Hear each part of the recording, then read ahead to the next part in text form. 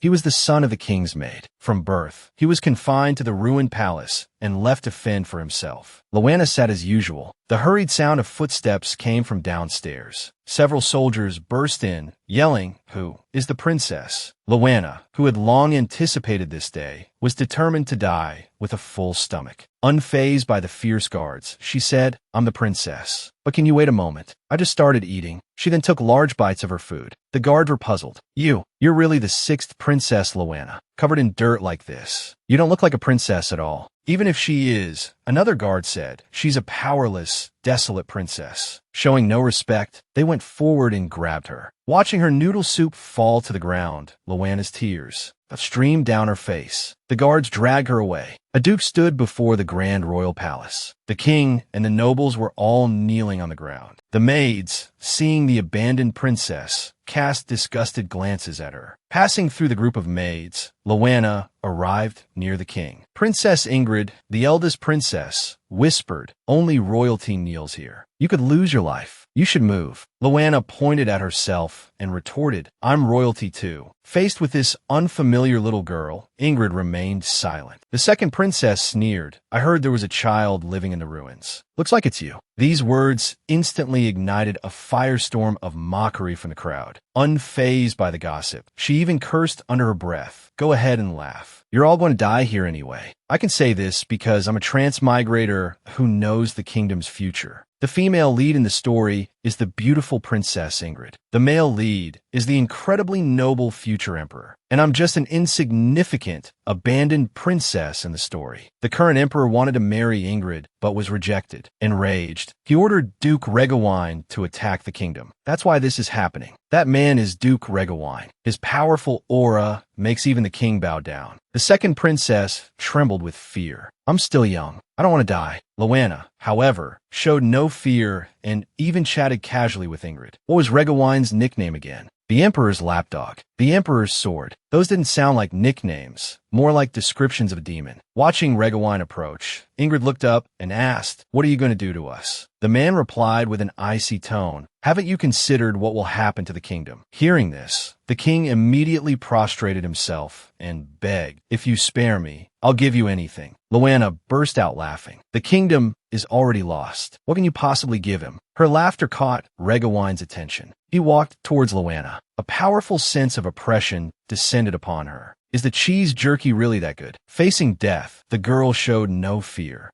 And casually ate her snack. The Duke continued towards her. At this critical moment, Ingrid stepped forward. "She's also a member of the royal family. Please, spare her." Regawine scoffed. "What I do to her is none of your concern." Ingrid stood firm. "She's still young. If you have to do something, do it to me." Regawine froze. Does she think I'm a beast? This is where their romantic subplot begins. The Duke was captivated by Ingrid's courage. In other words, this is the starting point of the second male lead's heartache. Regawine looked at her strange hand gesture, puzzled. What does that hand movement mean? Luana, unflustered, even offered a compliment. "That gesture means you're the most excellent, Your Grace." Unmoved by the flattery, Regawine demanded, "What are you holding in your hand? Hand it over." Luana feigned ignorance. Regawine's voice turned cold. "Don't you understand? Take it out." Luana hastily explained, "In nothing. There's a bug biting my hand. It's itchy, so I scratched it." Regawine didn't believe her lies. He turned and ordered, "Search her." Several guards slowly approached. Luana hid her hands behind her back.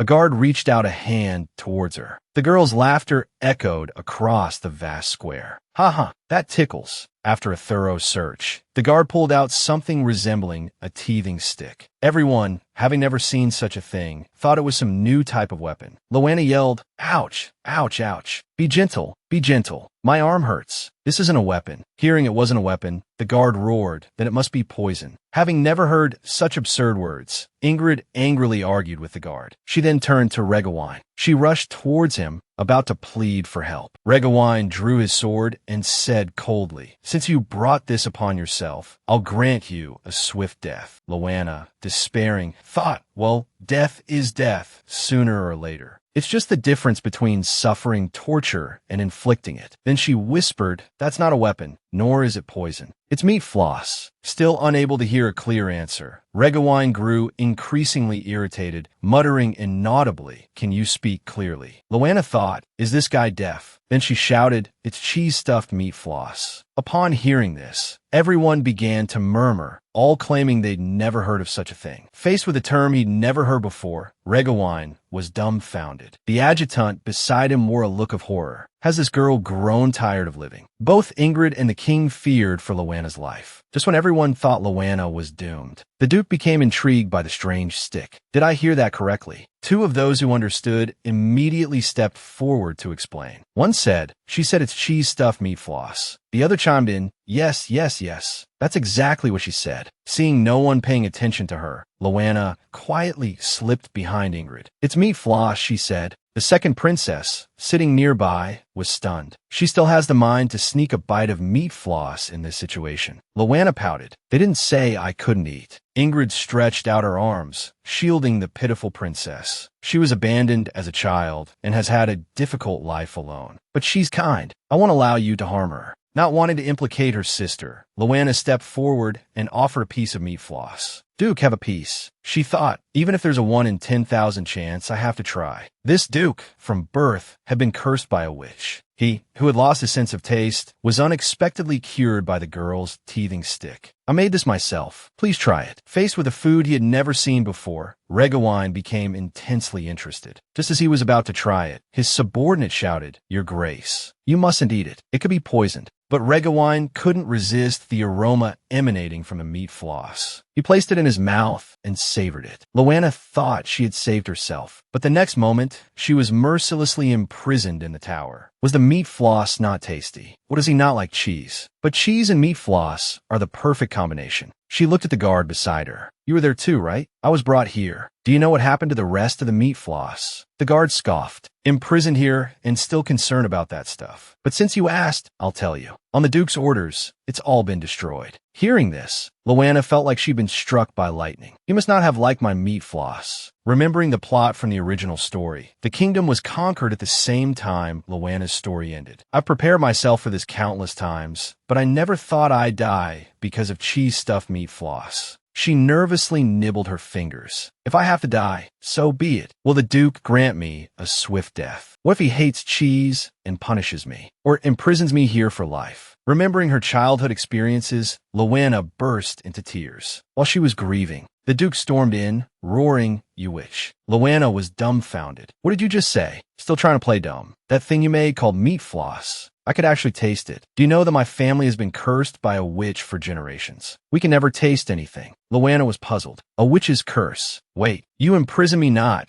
because you hated the meat floss, did you?" Duke Regawine beckoned a guard with his finger. "No, it was actually rather tasty." As soon as he finished speaking, the guard brought in a box of torture instruments. "I was cursed by a witch and lost my sense of taste. But I could taste the food you made. Doesn't that mean you're a witch?" Loanna, upon hearing this, immediately replied, "You misunderstand." In this moment of crisis, she remembered the plot of the original story. The previous Duke Regawine was cursed by a witch and lost his sense of taste. No matter what he ate, it was like chewing wax. Later, the witch disappeared without a trace, and the Duke's family held a grudge, always wanting to find the witch and take revenge. "No, please. I'm just a minor character who transmigrated here. A kingdom's princess can't be a witch. The genetics don't even match." Loanna cried out, "Wait, I'm not a witch." At this moment, Duke Regawine was walking towards her with a torture instrument. "Of course you'll deny it, but it doesn't matter. I'll make you tell the truth soon enough." The girl was mistaken for a witch. After a brief plea for mercy, she was captured by the Duke to be his personal chef. Loanna, terrified, hid in the corner. According to the original plan, I just wanted to eat myself to death. How did things suddenly turn to torture? As he approached step by step, her mind raced. There was only one way to stop the Duke's interrogation, and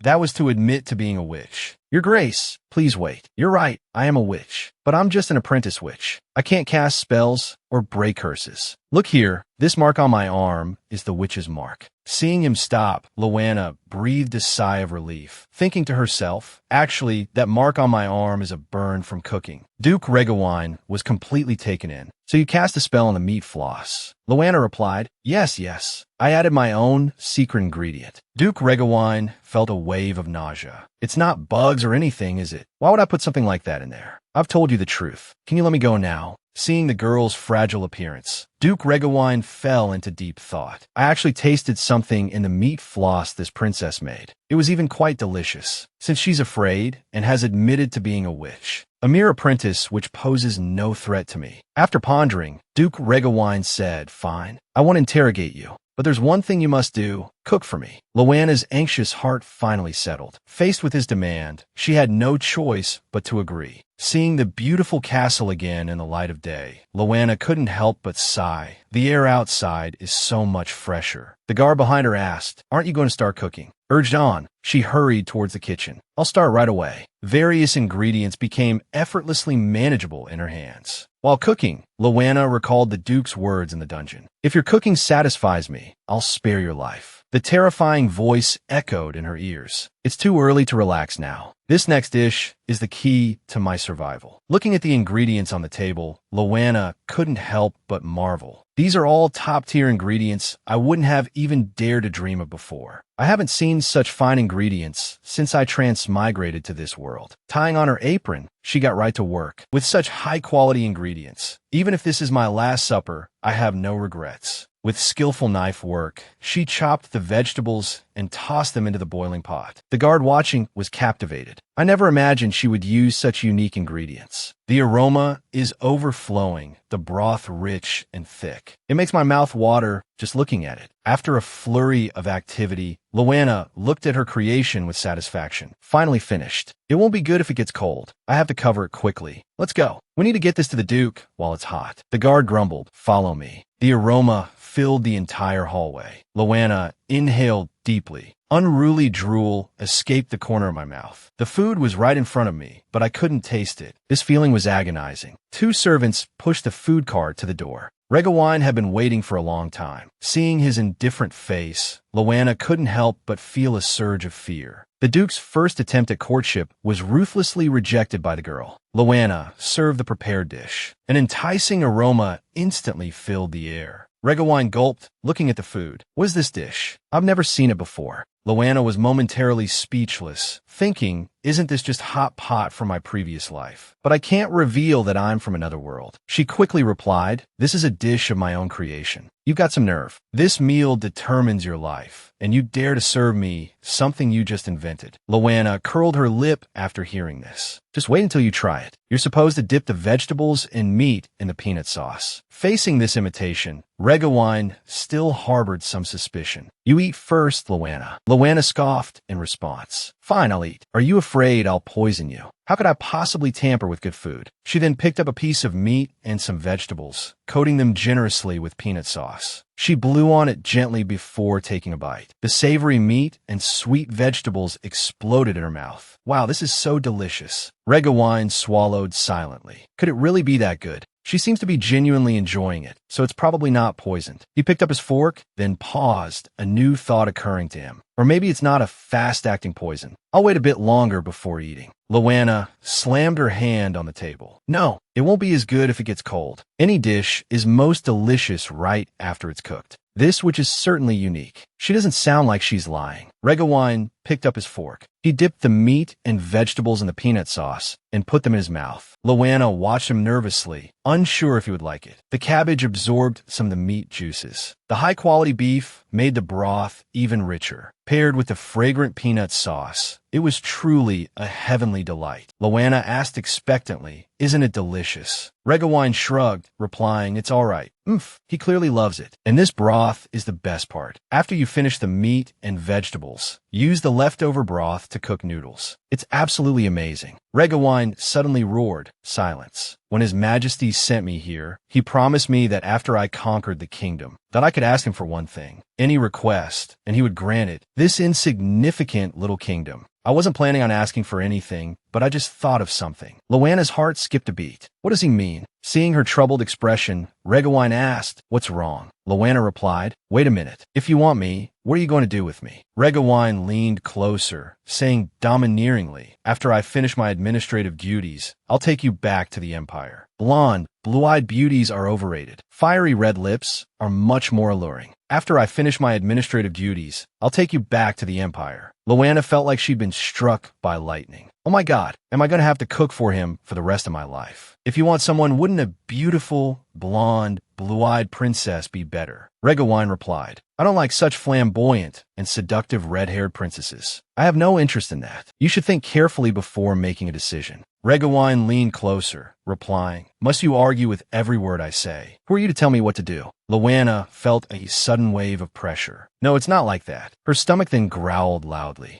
Seeing this, Regawine ordered his men, "Take her away. Give her something to eat and keep her locked up." Luana was near tears. No way, he's so heartless. She was quickly taken to the kitchen. Starving, she decided to fill her stomach first. She'd worry about the future later. She diced the vegetables and tossed them into the pot. She fried a delicious, sunny-side-up egg. All the ingredients were stir-fried together. Luana made rice balls while muttering, "Be delicious, be delicious." A guard nearby, seeing her strange behavior, asked, "What are you doing? Was that a witch's spell just now?" Luana thought to herself, "He thinks I'm a witch too. How naive." She replied, "I'm making delicious rice balls. Would you like to try one?" The guard, pointing at himself, asked, "Are you talking to me?" Looking at the soft, white rice balls, he was tempted. He sat down on a chair and, muttering the same incantation, be delicious," started to make a rice ball. Luana found his silly behavior amusing. "Are you done? Let me see." As soon as she finished speaking, an unappetizing rice ball was presented before her. It was truly something to behold. "Wow,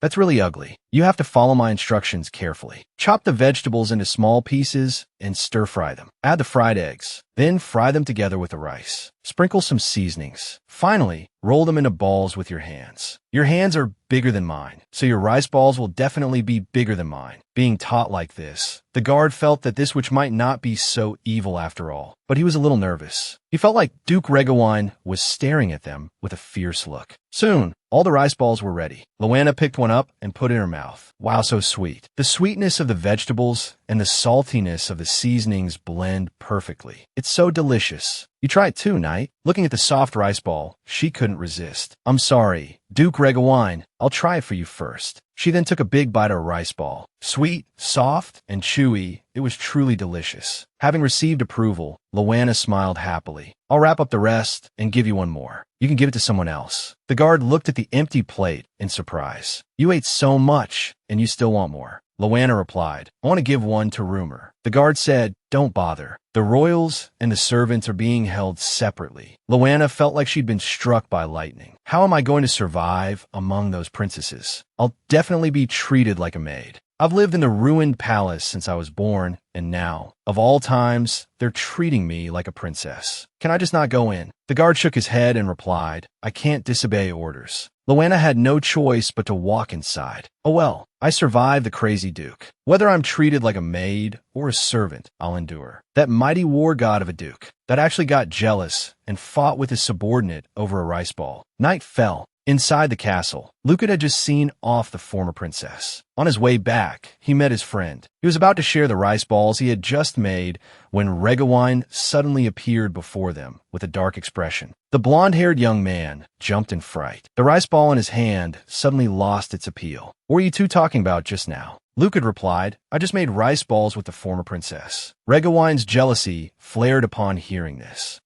That absurd princess. I'll teach her a lesson." Luana walked into the room with a bag full of rice balls. As soon as she entered, she was robbed. They fought and scrambled for a single rice ball. The usually arrogant nobles, upon seeing food, abandoned all sense of decorum. Her bag empty, Luana sat on the floor, crying, "My rice balls, you bandits." Ingrid, seeing her on the floor, reached out a hand. "Come sit here, the floor is cold." Luana replied, "Thank you," and sat on the bed. Looking at the eldest princess, she couldn't help but admire her. The heroine is different. Even imprisoned without food or the ability to wash her face, she still maintains her composure and beauty. But right now, filling my stomach is the most important thing. Luckily, I had a bite earlier. I can save it for tomorrow morning. Ingrid, seeing the food in her hand, stared intently. Loanna quickly hid the rice ball. Sister Ingrid, what are you doing? Hearing this, Ingrid snapped out of it. I'm sorry, I didn't mean to. I won't take your food. Hide it quickly. Hearing this, Loanna recalled the scene of the princesses scrambling for the rice balls. Everyone, upon seeing food, had acted like they'd gone mad. Only Ingrid thought to offer it to someone else. She's been sitting here the whole time, without moving. Although she's delicate like a doll, she's still a person. She must be thrilled. Sister, have mine. Ingrid immediately refused. No, this is yours. I already ate my fill while I was making them. You have this one. Hearing this, Ingrid was tempted. Then I'll take half. Saying this, she broke the rice ball in two. The rest is for you. This is enough for me. This thank you made Loanna's heart melt. Not only is Ingrid beautiful, but she's also kind. While she was smiling to herself, Regawine kicked the door open with a bang. His face was terrifyingly grim. Everyone was too scared to react, fearing they'd be dragged out and beheaded if they spoke. But Regawine ignored them and walked directly towards Loanna and the second princess. Come with me. A war sparked by a rice ball. The Duke, learning that the discarded princess made rice balls for a guard, was consumed with jealousy. He came to the prison, scowling, late at night. Come with me. Loanna pointed at herself and asked, Are you talking to me? What is he up to now? Seeing the leftover rice balls on the bed, Regawine became even angrier. Why does everyone else have some, but not me? Looking at his terrifying expression, Loanna was bewildered. I don't know who ordered me to be locked up here. What else can I do? If you want me to go, I'll go. At this moment, Ingrid stepped forward to protect Loanna. You're being unreasonable. I won't let you take my sister away like you did yesterday. Please don't bully her. Regawine scoffed. And who are you? Take her away. After he spoke, a guard aggressively stepped forward, grabbed Loanna's arm, and threw her back. The pain made her cry out. Regawine said, exasperated, I told you to take her. After another guard cursed, he dragged Ingrid out. Seeing her sister being taken away, Loanna shouted after them, Let go of my sister. Regawine ignored her. Finally, some peace. You and I are going to the kitchen. They quickly arrived at the kitchen. Loanna nervously asked, What do you want me to do? Regawine said haughtily, That thing you made for my deputy. I want to eat it. You mean the rice balls? Regawine replied, That's right. Because of a stupid rice ball, he barged into my room, locked my sister in prison, and now he's making me go to the kitchen in the middle of the night. I was about to curse him out, but the words caught in my throat. Your Grace, it's very late. Can I make it for you tomorrow? Unwilling, are you? Looking at his fierce glare, Loanna immediately backed down. Haha, of course not. How could I be? I specialize in late-night cooking. I'm happy to serve you.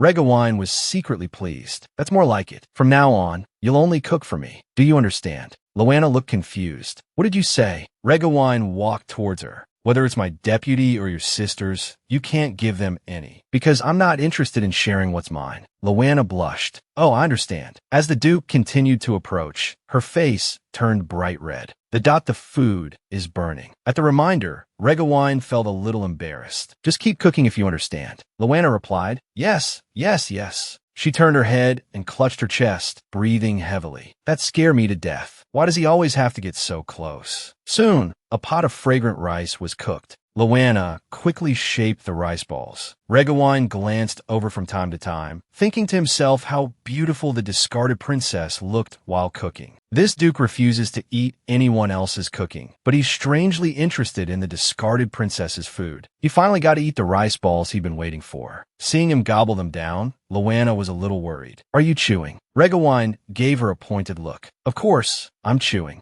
After finishing one, he quickly grabbed a second. Loanna's jaw dropped. Had this guy not eaten in days? Was he really that hungry? Watching him devour the rice balls made her mouth water. After eating his fill, Regawine burped. Finally, he felt full. Well, yeah, after eating enough for 6 people, you're bound to be full. Regawine, satisfied, told her they could go back. Loanna was overjoyed. Finally, she could go back. Okay, I'm going back then. By then, seeing her about to leave, Regawine said coldly, No, you're sleeping in my room. Loanna froze. What? Sleep in whose room? Do you not understand? I said go to my room. He was losing his patience. Loanna didn't dare refuse. Oh, I see. I understand. To your room, Your Grace. She immediately regretted her words, slapping her thigh. Why should I go to your room? Although you're incapable of escaping on your own and have no one to back you up, it's better to keep you under my watchful eye. Loanna was speechless. Seriously, the castle is full of guards inside and out. Where could I possibly run to? but it doesn't matter. The Duke's room must have at least 2 bedrooms. Looks like I'll get a good night's sleep tonight. She had it all figured out. But as soon as she entered the room, a scream echoed from within. If I had known, I wouldn't have come. I'd rather be a maid in the princess's rooms. Why must I suffer this? A duke, and his room only has 1 bedroom. After the initial awkwardness, Loanna went to the bathroom to wash up. Meanwhile, Regawine began changing his clothes. Loanna covered her face, blushing. Oh my, pervert. I'm sorry.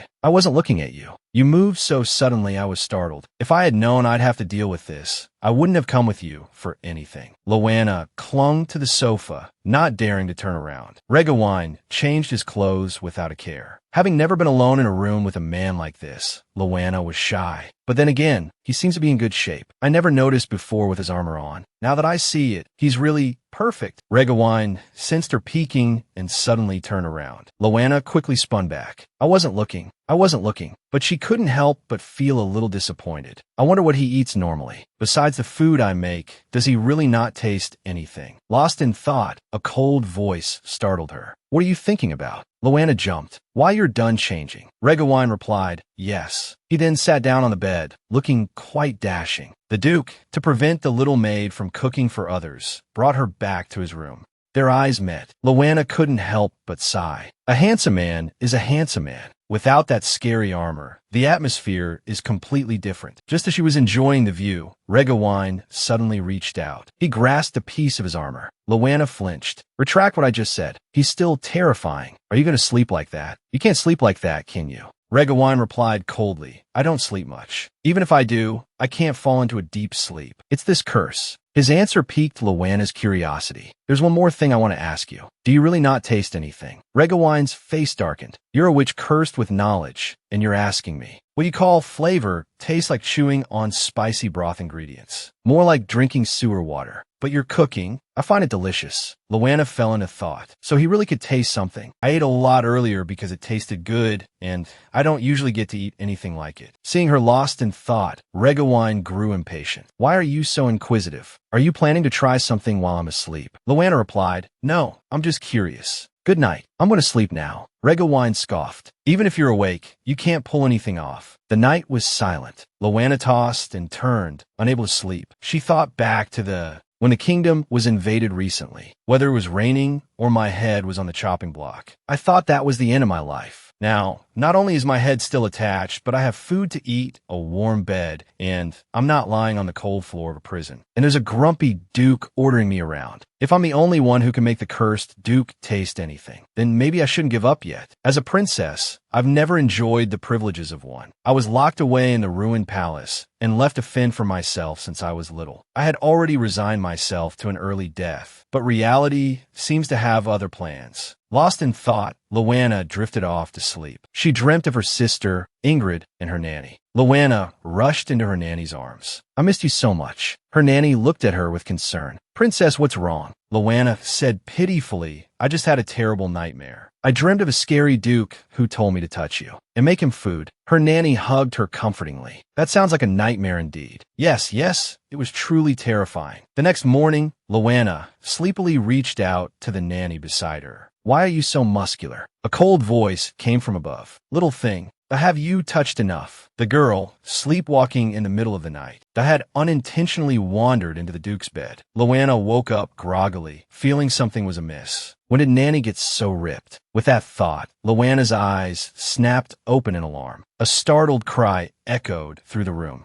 Your Grace, what are you doing here? What do you think? A witch with such audacity, seemingly innocent, yet so bold. Last night, you snuck into my bed, and pinned me down, rendering me immobile, while you sat upon my chest, doing unspeakable things. Loanna shrieked. No, impossible. Why didn't you push me away? I am a knight of honor. How could I push a lady away? That would be most impolite. However, you toyed with me last night. Are you prepared for the consequences? Seeing him reach for his sword, Loanna froze, petrified, cold sweat dripping down her back. Your Grace, I'm sorry. I didn't mean to. How can I atone for my actions and earn your forgiveness? Regawine gave her a fierce look. Do you dare make me think about it? No, no, I can think about it myself. Regawine, seeing the desired effect, felt a surge of smug satisfaction. I am hungry. Loanna, energized, dashed towards the kitchen. Your Grace, I'll get started right away. In the kitchen, Loanna chopped meat while replaying the previous night's events. I am crazy,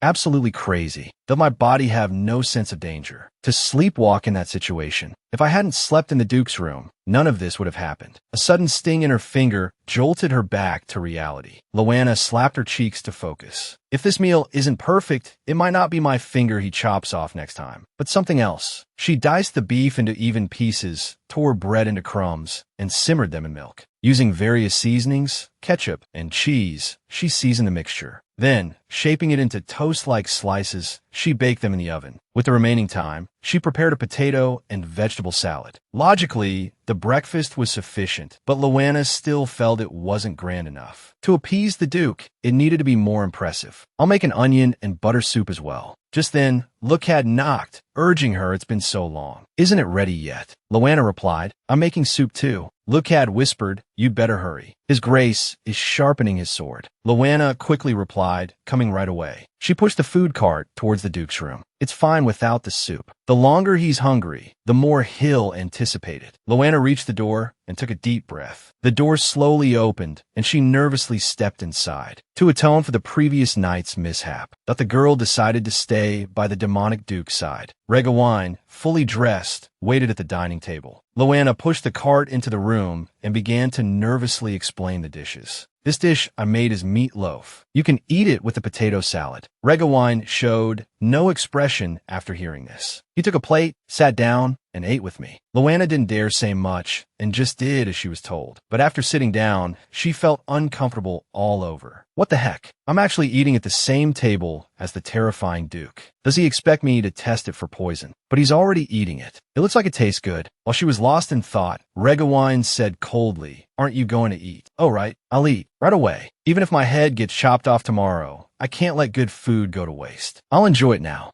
Loanna put a piece of meatloaf in her mouth. The aroma instantly exploded. The texture was as soft as bread, and the savory flavor of the meat flowed within. Paired with the delicious tomato sauce, it was perfect. After savoring the delicious meat, she took a spoonful of potato salad. The taste instantly became refreshing. The combination of the two was truly delicious. She wanted to discuss the flavors with the Duke, but when she looked up, his plate was already empty. Loanna was stunned. I made enough for 5 people. When did you finish? I finished while you were eating the potato salad. Oh, are you satisfied with today's meal? Regawine pursed his lips. I can only say it's not bad. Hearing his reply, Loanna felt a surge of joy. It's good that he likes it. I won't hold last night's incident against you. Upon hearing this, Loanna breathed a sigh of relief. Thank you. I will make more delicious meals for you in the future. That incident is in the past. This matter must be corrected. As soon as she finished speaking, Loanna was suddenly seized by several servants. What are you doing? Didn't you say you wouldn't hold last night against me? Regawine gave her a cold look. Loanna was panicked. What's going on? Why is he looking at me with such disdain? Did all my efforts just now go to waste? Was all the food I made during this time fed to the dogs?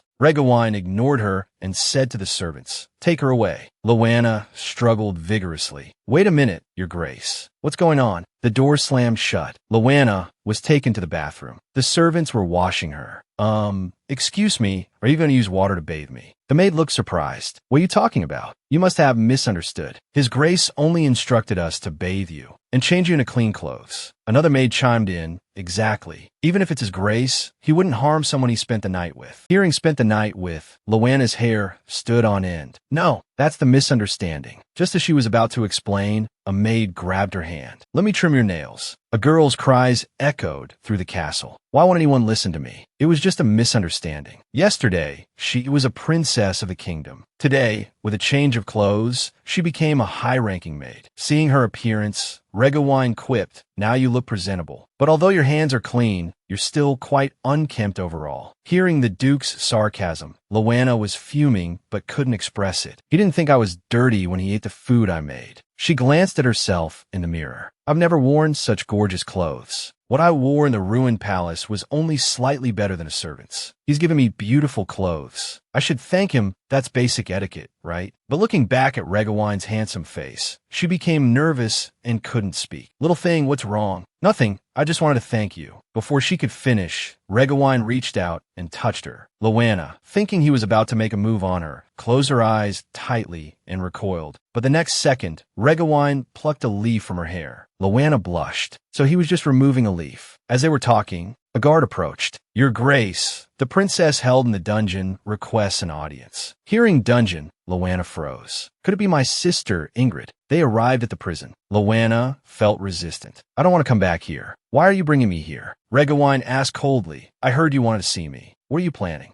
Faced with his disdain, Ingrid's composure instantly cracked. Why have you locked me up in here, imprisoning me without a summons? Are you trying to isolate me? I don't know what scheme you're concocting, but you won't break me. I will not yield. Regawine listened to her outburst, then calmly replied, carry on. Both princesses were speechless at his response. Ingrid felt like she'd punched cotton. Is that all you have to say? Next time you have such a pointless waste of time to share, tell the guards. I don't have time to play games with you. With that, she turned and left. Luana hurried to follow, but after a few steps, the elder princess called her name. Luana, are you all right? The Duke hasn't done anything to you, has he? Hearing her sister's concern, a flicker of warmth touched Luana's heart. She's imprisoned, yet she's still worried about me. She's so kind. Before she could reply, Regawine barked from behind. What's the holdup? Get over here. Luana responded nervously. Yes, coming. I'm coming. I'm so sorry, sister. Please hold on a little longer. I'll find a way to save you. She turned and ran out, leaving Ingrid glaring after her. Hold on. I've almost forgotten what the outside world looks like. Luana followed Regawine. Once they were out, Regawine snarled. You seem to have forgotten that you're not exactly free, are you? Yes, Your Grace. I apologize. Regawine handed her an oil lamp, and they walked out of the prison.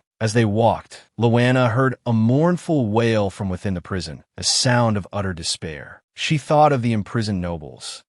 Have the royal prisoners been given anything to eat? Regawine replied coldly. They're all going to die anyway. What's the point of feeding them? Luana fumed inwardly. How can someone be so heartless and cold-blooded? Is there no room for compassion? They're still human beings. They have no value. Before she could finish her thought, Regawine snapped impatiently. Why do you ask so many questions? Chastened, Luana decided to change the subject. I was wondering if you were hungry, Your Grace. Should I prepare lunch? Fried chicken and beer go well together, don't they? Hoping to ensure all the imprisoned nobles received a meal, Luana decided to use her best culinary skill, fried chicken and beer. In the castle kitchen, Luana muttered to herself, this time, I absolutely have to make it perfect. She recalled the condition she'd proposed to the Duke in the prison. If you like the lunch I make today, that you have to agree to my request to provide food for all the royal prisoners. But remembering his stern expression, Luana felt a pang of anxiety. Was I too hasty? He won't imprison me like my sister, will he? Seeing her lost in thought, Regawine asked coldly why. Why did you make that condition? The kingdom has fallen. Whether they starve to death or are executed, the result is the same. Why bother feeding them? I heard you're the abandoned princess. They never cared about you. Why help them? Luana felt a pang of sadness. It's true I was abandoned in the ruins and neglected. I've never met my sisters and barely know my father. But it doesn't matter who they are. Being hungry is awful. Besides, I have a motto. Even if I'm to be executed tomorrow, I'll die with a full stomach. I'm not asking for a lavish feast, just enough to fill their bellies. Regawine stared at her, bewildered. Is she a fool? He wondered. He turned and said, I accept your proposal. However, I have to say the lunch is good for it to count. Luana jumped up. All right, it's a deal. I'll make this dish so impressive, even the Duke will be amazed. After preparing the necessary ingredients, she washed and cut the chicken into bite-sized pieces.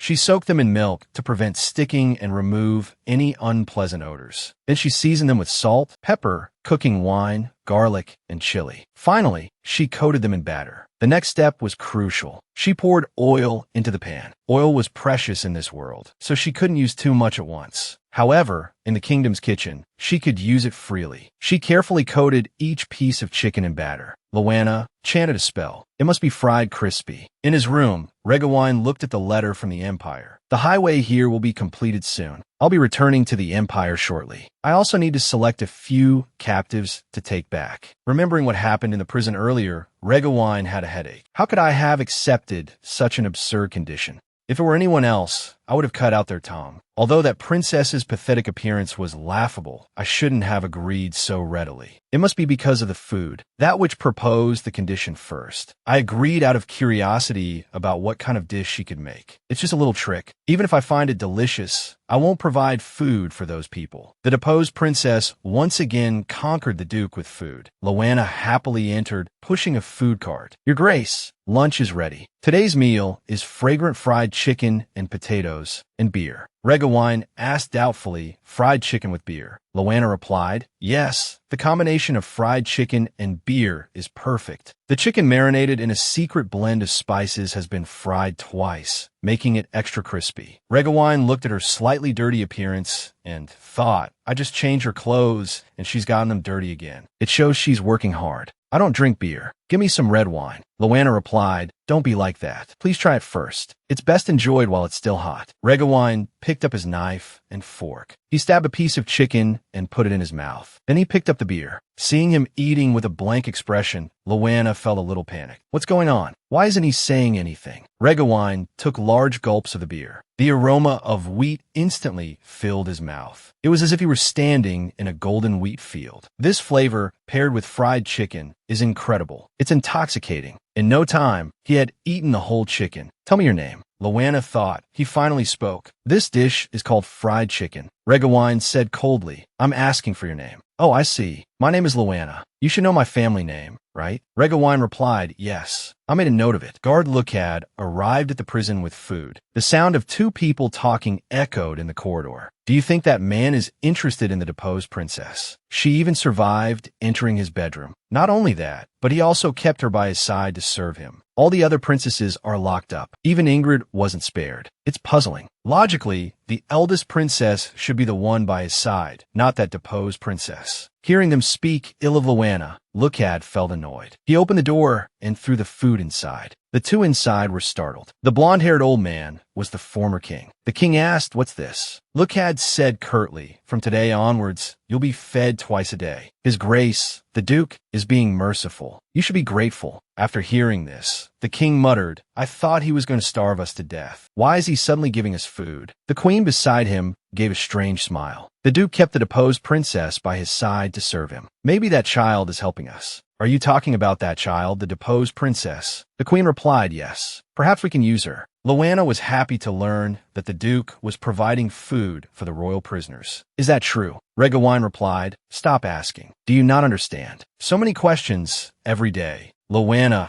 happily covered her mouth. I didn't expect him to keep his word. He never said whether it was delicious or not. I thought my plan had failed, but now that I think about it, could he be too shy to say it? Anyway, Sister Ingrid won't have to go hungry. Watching the Duke eating nonstop, Loanna asked, you seem to really like fried chicken. You just had it for lunch, and now you're having it for dinner. Regawine's face darkened. Are you complaining? Loanna quickly explained, no. Fried chicken is delicious, but there's an even more delicious way to eat it. Regawine's interest was immediately piqued. How? With jam, of course. Do you prefer plain fried chicken or fried chicken with jam? Loanna suggested the new way to eat fried chicken. The Duke's interest was immediately piqued. Is jam fried chicken just one step beyond this? There's soy sauce fried chicken, mustard fried chicken, and even cream and green onion fried chicken. They're all delicious. Regawine instantly looked like a puppy who'd been promised a treat. If there's so many kinds, why did you only make me the most basic one? Loanna soothed him. Now, don't be angry. I can't make them right now. Why not? Loanna held up a finger. I need to make a special seasoning, but I'm short on ingredients. Also, I've never successfully made it before. It requires repeated testing. No budget, no time. Regawine ordered his subordinate, Luo Yu, take care of it. He then tossed a bag of gold coins with a flourish. Is this enough? Loanna, who had never seen so much money, was thrilled. Enough. More than enough. I take back what I thought about him before. He's clearly a money tree. If you need money to make food, feel free to use it. But if you have any other ideas, Loanna replied, I wouldn't dare. I'll go to the kitchen to check the ingredients first. I'll use the money to buy anything that's missing. She then dashed out. Lord Regawine, I'll make you the most delicious jam fried chicken. This glance back combined with a smile made the Duke's heart flutter. He He called me Lord Regawine. It seems like it's the first time he's seen me. Thrilled to have secured funding, Luana spun around happily. Finally, a chance to show off my skills. I'll go back and marinate the chili paste first, then make fermented soybean paste, and then soybean paste stew. As Luana happily walked towards the kitchen, a person in black suddenly appeared in front of her. They collided. Rubbing her head, Luana bowed in apology. "I'm so sorry, I was lost in thought and bumped into you." The person in black grabbed her hand. "So you're here." Luana pointed at herself and asked, "Do you know me?" The person in black replied, "Of course. How can I not know you? You're His Majesty's most beloved little princess." Luana thought, what is this person talking about? The person in black coughed and introduced themselves. "I'm His Majesty's maid, Layla. Time is of the essence. Let's get to the point. His Majesty ordered me to relay a message to you." The next morning,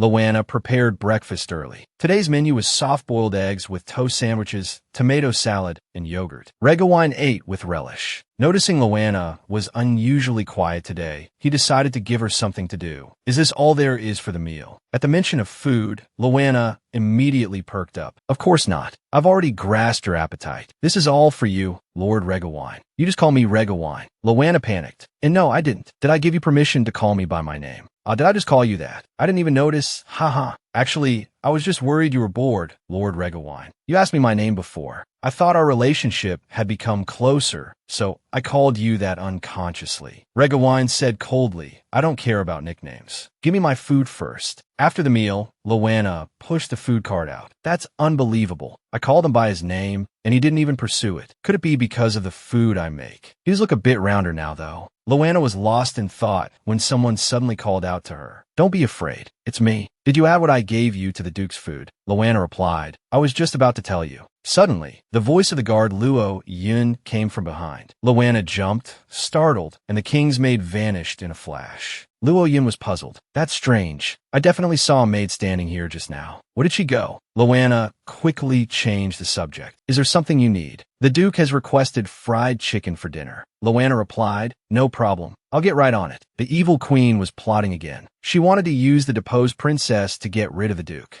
Luana took the bottle the person in black had given her out of her pocket. It read, "Put this in the Duke's dining room." She was startled. "This bottle that I guess it poison. Why would they suddenly give me this? They wouldn't make me do this if they had a shred of conscience. They never cared about me before. Now, they suddenly remember I'm a princess. And they even want me to poison someone. How could I tamper with food? I'm not interested in this sort of thing at all. I have to throw this away. If this gets out, if I slip up, my head will be gone. I've never had good parental role models, but I can't let them take down the important male lead because of their actions. I need to find a right opportunity. Throw it out the window or into the water. Come on, Luana. Protecting the Duke is up to you." However, by nightfall, she still hadn't thrown away the poison. What do? There are knights watching in the dining hall, and I'm constantly being pestered by the maids everywhere else. I haven't had a moment to get rid of the bottle. Forget it. I'll think about it later. I'll find a chance tomorrow morning. I have to hide it well. If he finds it, my precious head will be off. Seeing that she wasn't asleep, Regawine called out to her. Startled, Luana jumped. "You always jump when I call you.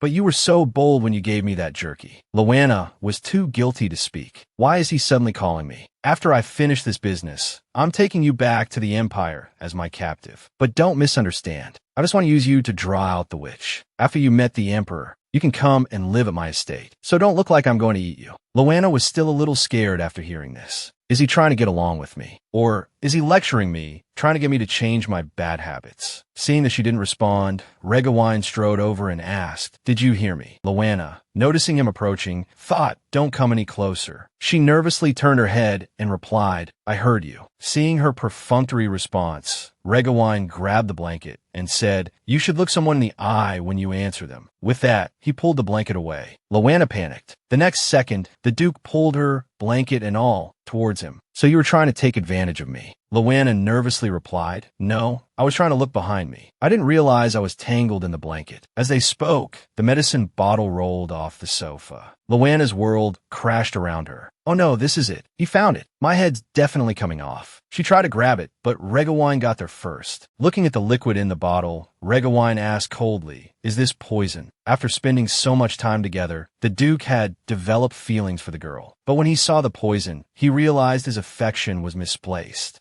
Wine continued to examine the liquid in the bottle. Is this poison? Loanna, hearing him ask, nervously replied, No, it's not. Let me explain. Before she could finish, Wine cut her off. It fell out of your pocket, and you don't know what it is. You're carrying around a bottle of poison, and I was actually trying to get along with you. How utterly ridiculous. A witch is a witch. You're all the same. He opened the bottle and drank it down in one gulp. Loanna stared at his reckless action, stunned. Then she rushed forward and snatched the bottle. What are you doing? But the bottle was already empty. Loanna was frantic. You knew it was poison, and you still drank it. This little bit of poison won't kill me. I'm immune to most toxins. Loanna grabbed his collar and yelled, Then you can just drink poison casually, and you wouldn't even let me speak. Why are you so careless with your own body? As they argued, a guard burst through the door, panicked. Your Highness, what happened? I heard shouting, but seeing the two looking intensely at each other, he awkwardly froze. I'm sorry, Your Highness. Have a good night. Excuse me. He quickly closed the door. What? What good night? Loanna suddenly came back to her senses. Was I too aggressive just now? I'm sorry. I was too impulsive. Wine suddenly felt a wave of heat. That wasn't poison. Get out now. Don't ask why. I'll explain it to you slowly later. With a click of the door, a bewildered Loanna was ushered out. The guard teased, Oh my, the view in there was quite spectacular just now. Why are you out so soon? Loanna retorted, It's not what you think. Mind your own business. As they spoke, Luo Yu emerged from the room. His Grace has instructed me to prepare a separate room for you. Come with me. The guard laughed. You're lucky. You don't have to sleep in the hallway, haha. Luo Yu, seeing him mocking Loanna, gave him a harsh glare. Inside the Duke's room, Wine gasped for breath, his whole body burning with a disturbing heat. It's actually Mimikyo, and a highly refined, potent version at that. That foolish princess couldn't possibly have something like this. The rumors about my feud with the princess, I never cared about them. But for the person who drugged me, it holds a different meaning. After pondering, he snapped his fingers. A figure in black appeared. Wine tossed the empty vial to him. Investigate the origin of this vial. The Hirun replied, Yes, sir, then vanished without a trace. Although I already suspect who it is, I must ascertain the truth. You don't know how to appreciate leniency. Then don't blame me for being ruthless. The king and queen were executed at dawn. Their bodies were even hung at the city gates. What? So suddenly? The guard smirked. Don't you know why? Loanna was stunned by his words. Recalling yesterday's earth-shattering events, her cheeks flushed. I don't know either. The atmosphere grew awkward. The guard asked, Should that be delivered to his grace? Oh, right. This breakfast is for the Duke. Seeing her slow reaction, the guard teased. After all that commotion last night, you're still in the mood to cook. Hearing his words, Loanna was speechless. This guy is so insensitive. Do you need help? It's not convenient for you to see the Duke right now. I can deliver it to his office. Loanna thought, so he's taking pity on me. A kingdom's princess whose parents suddenly died early this morning. It really isn't convenient to see Wine now. Then I'll have to trouble you. The guard immediately started scheming. Just a verbal thank you. Loanna immediately understood his hint. I'll get you some food. Oh, thank you. Seeing his smug look, Loanna thought. So his intentions weren't pure after all. A while later, Loanna, having finished cleaning the kitchen, stared blankly ahead. Why am I not sad that they were executed? I don't feel anything, not even sadness. After all, they were my real parents, and they weren't good to me before. Compared to me,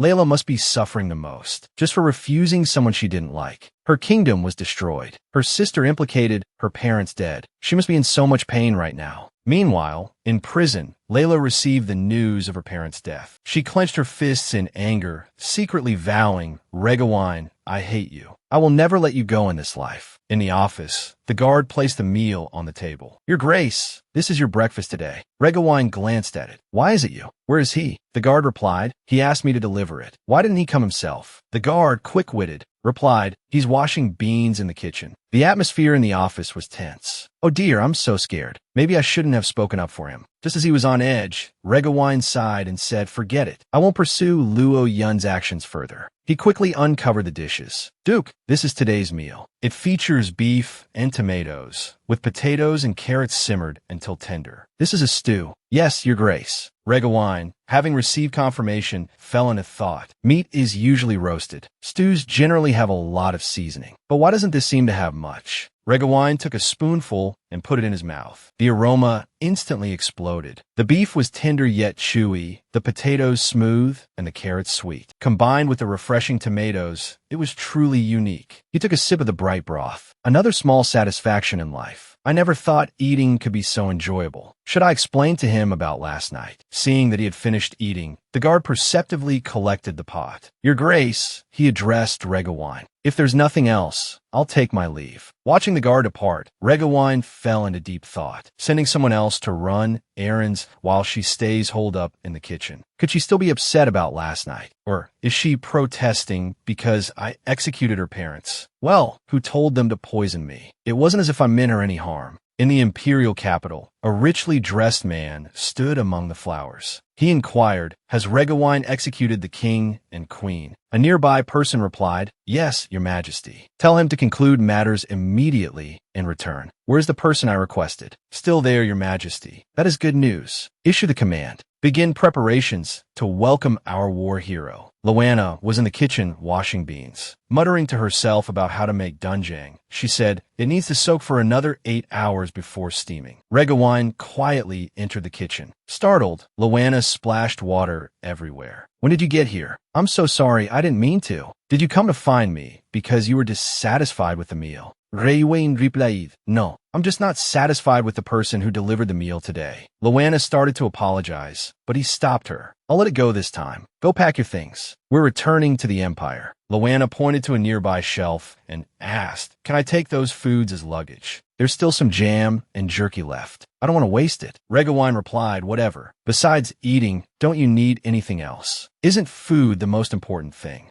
Regawine scoffed. TCH, women are so shallow. The next day arrived quickly. Layla was also accompanying them. Luana was secretly delighted to see her. Sister Layla is here too. Now I won't be lonely in the Empire. But the security was tight and she couldn't get close. The Duke kept urging her, when will the meal be ready? Luana replied, right away. Today's menu was cheese jerky, whole wheat bread with fig jam, and a cup of warm corn juice. Luana, seeing the simplicity of the meal, asked, is it really all right to eat just this? Regawine replied, haven't I told you? Food you haven't touched is worse than dirt. Then, when we return to the Empire, will I be going to your Grace's residence? Regawine replied coldly, you're coming with me to see His Majesty. Luana asked, I have to go too. Of course, you're my prize. I must report to His Majesty. Luana was a little disappointed upon hearing this. I thought I could be away from him. Seeing her dazed expression, Regawine warned, don't you dare be charmed by His Majesty, Luana. Pointing at herself, she asked, are you saying I'll fall for His Majesty? Why would I fall for him? Do I look that easy? Easy or not, it's all the same to His Majesty. Just do as you're told. If you don't fall for His Majesty, I'll reward you with something good. Soon, the group arrived at the Empire. The streets were filled with cheers for the Duke's return. Long live the Empire. Welcome home, hero.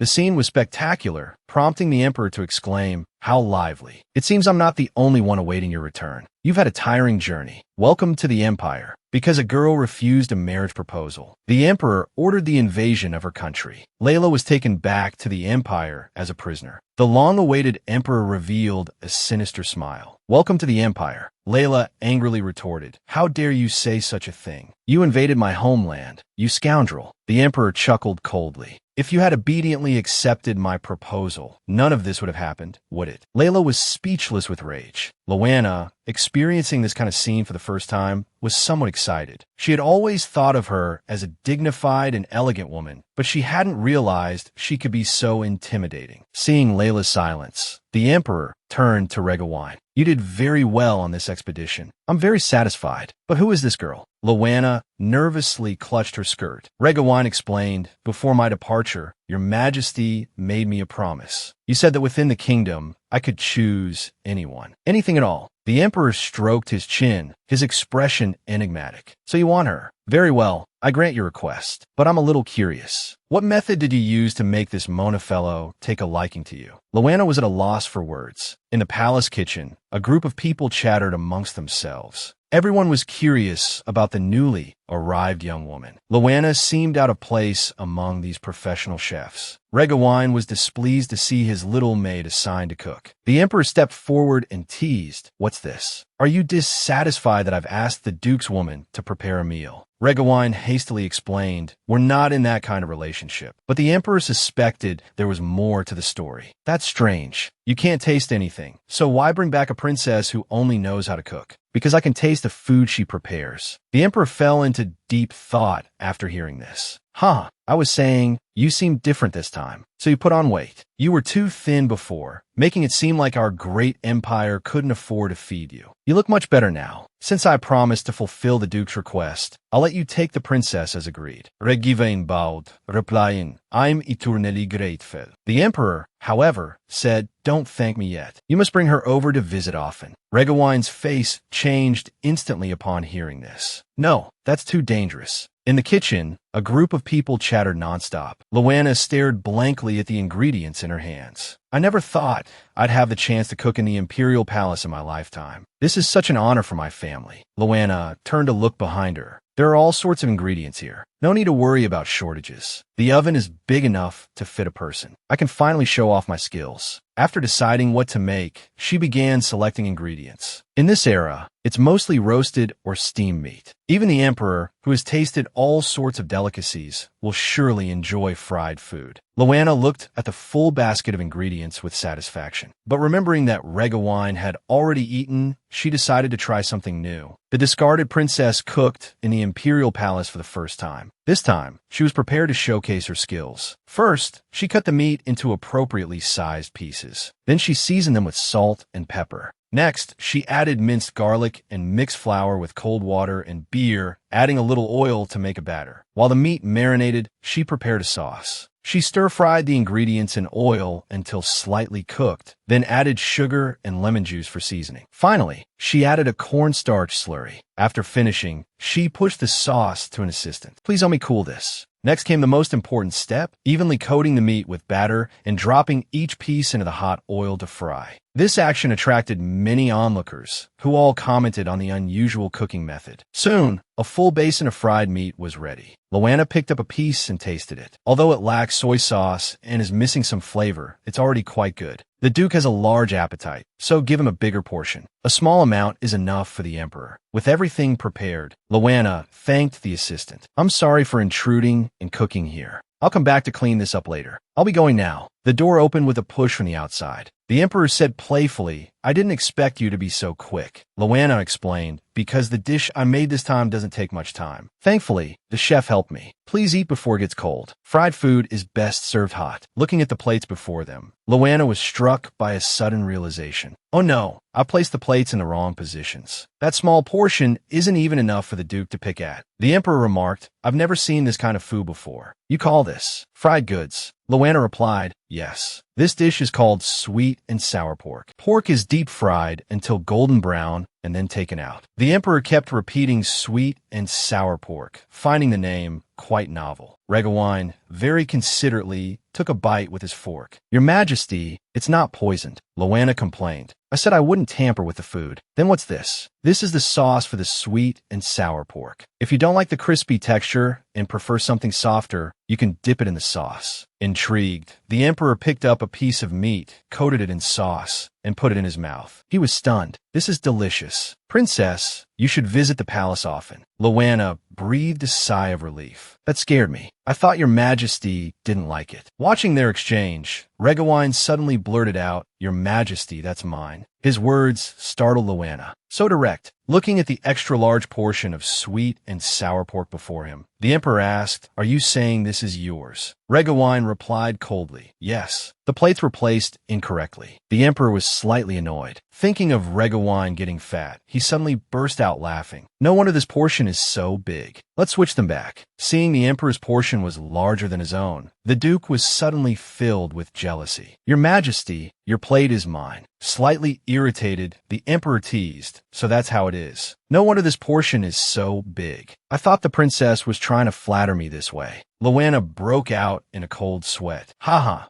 a misunderstanding, a misunderstanding. Princess, could you make some more?" I really enjoy this dish, but my plate has been taken. Luana paused. Yes, I'll go make another batch right away. Seeing his fawning behavior, Regawine was instantly jealous. Are you sure you want to make another batch? On the way back to the mansion, Luana sighed in the carriage. Wow, I didn't expect His Majesty to be so elegant and to enjoy sweet and sour pork so much. He doesn't seem so scary after all. Regawine was displeased to hear her praising another man. Look at you, so easily impressed, already smitten. Luana responded nervously, what? No, I'm not. Remembering Regawine's words before returning to the Empire, she fell into deep thought. The male lead's aura is powerful, but if I had to say who's more handsome, the Duke is quite good-looking too. Seeing her lost in thought, Regawine asked again, really not smitten. Luana replied shyly, really not. I prefer your style to His Majesty's. Hearing her words, Regawine was taken aback. You have rather peculiar tastes. Is it because you're a witch? Luana protested indignantly. Really? Don't connect everything to witchcraft. Would agreeing with you kill you? Back in the palace, the Emperor recalled his conversation with Regawine. Could the princess be connected to your curse? Regawine replied, since you've already figured it out, I won't hide it anymore. She says she's a witch from Jinchi. She doesn't know about my curse, so I plan to keep her by my side to gather information. So, Your Majesty, please think it over carefully. The Emperor let out a wicked laugh. But are you two really not involved in any way? Hearing the Emperor's words, Regawine fell into thought. We have no relationship. Thinking this, the Emperor laughed. Since ancient times, only good food can tame a beast. There's going to be a good show these days. At the Duke's mansion, Luana got out of the carriage. You live here. This is so luxurious. I used to live in a palace, but it was a foreign one. I didn't expect this place to be even more magnificent. After getting out, Regawine walked straight off in another direction. Luana asked, where are you going? Regawine replied coldly, mind your own business. Luana pouted angrily. How rude. I don't even want to know. At that moment, an old man approached and said politely, please come with me. I'll show you inside. This princess is so lucky. After her kingdom fell, got taken back and kept by the enemy duke. Miss Luana, this is your room. The maids will be on duty tomorrow. If you need anything today, just tell me. Luana was already stunned. Having always lived in the abandoned cold palace, this was the first time in her life she had stayed in such a luxurious room. Thank you, old man. This marriage is truly fortunate. You're welcome. This is all part of my duty, he said, then stared at Luana, scrutinizing her carefully. Luana, sensing something unusual, thought, why is he looking at me with such a benevolent expression? Just as she was about to ask, the old man said earnestly, His Grace, the Duke, although he appears cold on the surface, is actually very kind-hearted. He's tolerant and generous to his own people. Handsome, outstanding, caring, and kind. Financially independent. Hearing the old man's string of praises, Luana couldn't help but interrupt, shouting, Stop, stop, stop. I'm tired and want to rest. The old man then realized he had said a bit too much. I've overstayed my welcome. Please rest well. I'll take my leave now. After the old man left, Luana stood there, her head spinning. Oh my goodness, I really have nothing to do with him. I am exhausted. She threw herself onto the bed. Regawine is the man who loved my sister, Ingrid. I'm just a victim of circumstance. So what if he's handsome and a skilled swordsman? Maybe one day he'll get annoyed and just do away with me. I'm so tired today. I need a good rest. She drifted off to sleep. When she woke up again, it was already dark. What time is it? How'd I sleep for so long? Just as she was about to get up, her stomach growled. Ugh, I'm so hungry. I can't let my tummy suffer with me. I have to fill it up. So she cautiously made her way to the kitchen. Good, no one's here. I can show off my skills. She went to the cupboard to look for ingredients. I won't make anything too complicated. I'll just make something simple with the ingredients on hand. First, chop the onions into small pieces and sauté them in the pan to bring out their sweetness. Then add the source of life, water, and some torn up breadcrumbs. Simmer over medium heat until soft, then pour in the milk. Finally, season with salt and pepper. And just like that, a big bowl of milk and bread soup is done. Haha, who could refuse a bowl of fragrant late-night snack? It's simply delicious. Suddenly, she heard a noise behind her. She asked coldly, who's there? After waiting for a while with no response, Luana decided to take her food outside to enjoy. She trembled as she walked. Maybe it's the abundance. Luana, don't be afraid. She sat down on a bench. Looking at the fragrant food in her lap, her fear subsided a little. Then she heard footsteps slowly approaching. Looking up, she saw it was Regawine. What are you doing here so late? A girl sneaking a late-night snack, unfortunately caught by the returning Duke. I I woke up a little hungry, so I made myself something to eat. I'm about to dig in. Why didn't you ask the servants to prepare a meal for you? It was very late, and I didn't want to disturb their sleep. Seeing Regawine dressed so formally, she thought he must have just returned from the imperial palace. Lord Regawine, have you had dinner yet? Not yet. Then would you like to try some of my milk and bread soup? It may not look like much, but it's very flavorful. Isn't that what you're going to eat? I can make some more. Go ahead and finish it all. I'll make another batch. Looking at the simple soup, memories from years ago surfaced in Regawine's mind. What kind of awful steak is this? I won't eat it. It's truly inedible. Poison is better than this. Young master, please have another spoonful. Regawine replied impatiently, go get me some liquid food. I'll drink it all at once. After the flashback, Regawine looked at the spoonful of soup, hesitant to eat it. After a moment, he decided to try it. He took a bite, and it was indeed different. The aroma of milk mingled with the taste of bread. It was delicious. Seeing him taking one bite after another, Luana said with a smile, see, I didn't lie. Ha, such a simple meal. I thought he would refuse. Recalling what he had said when he first arrived in the Empire, coupled with the fact that he hadn't eaten dinner today, Luana suddenly felt a pang of sympathy for him. Can he really not eat anything else? How can he find any joy then? Lord Regawine, don't go hungry anymore. I'll make you delicious food. I'll definitely fatten you up. Make you plump. You sound like a witch when you say that. What? How do I sound like a witch? Don't witches fatten people up and then eat them?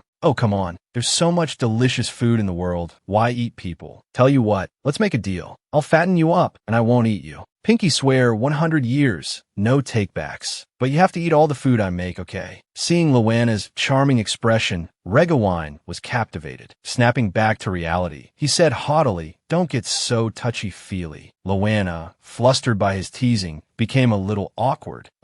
Sorry, she said nervously, seeing he seemed displeased. Before we arrived at the Empire, we made a bet. If His Majesty didn't charm you, I'd give you something good. I'll give you the kitchen in this villa. Remember to make me breakfast tomorrow. Hearing him give her the kitchen, Luana brightened up again. Okay, no problem. Thank you, Lord Regawine. Their conversation was overheard by the man behind the tree. The next day, in the villa's kitchen, a man asked nervously, what did you just say? Jay, just that the Duke instructed us not to prepare any more meals for him. The man was the head chef of the Duke's mansion. He was stunned by the maid's words. Impossible. I just finished making a meal suited for the Duke. The maid replied, it's no use getting angry at me. Does the Duke intend to starve himself? I heard there's a newcomer who's in charge of preparing the Duke's meals. The Duke, who had suffered from anorexia since childhood, was cured by the girl's exquisite cooking. Luana tasted the breakfast she had just made. It tastes really good. The Duke will definitely like it. It's the perfect time to send it over now. At that moment, the old man walked in with a smile. Oh, there you are. Why aren't you resting in your room? Luana replied, I was just looking for you.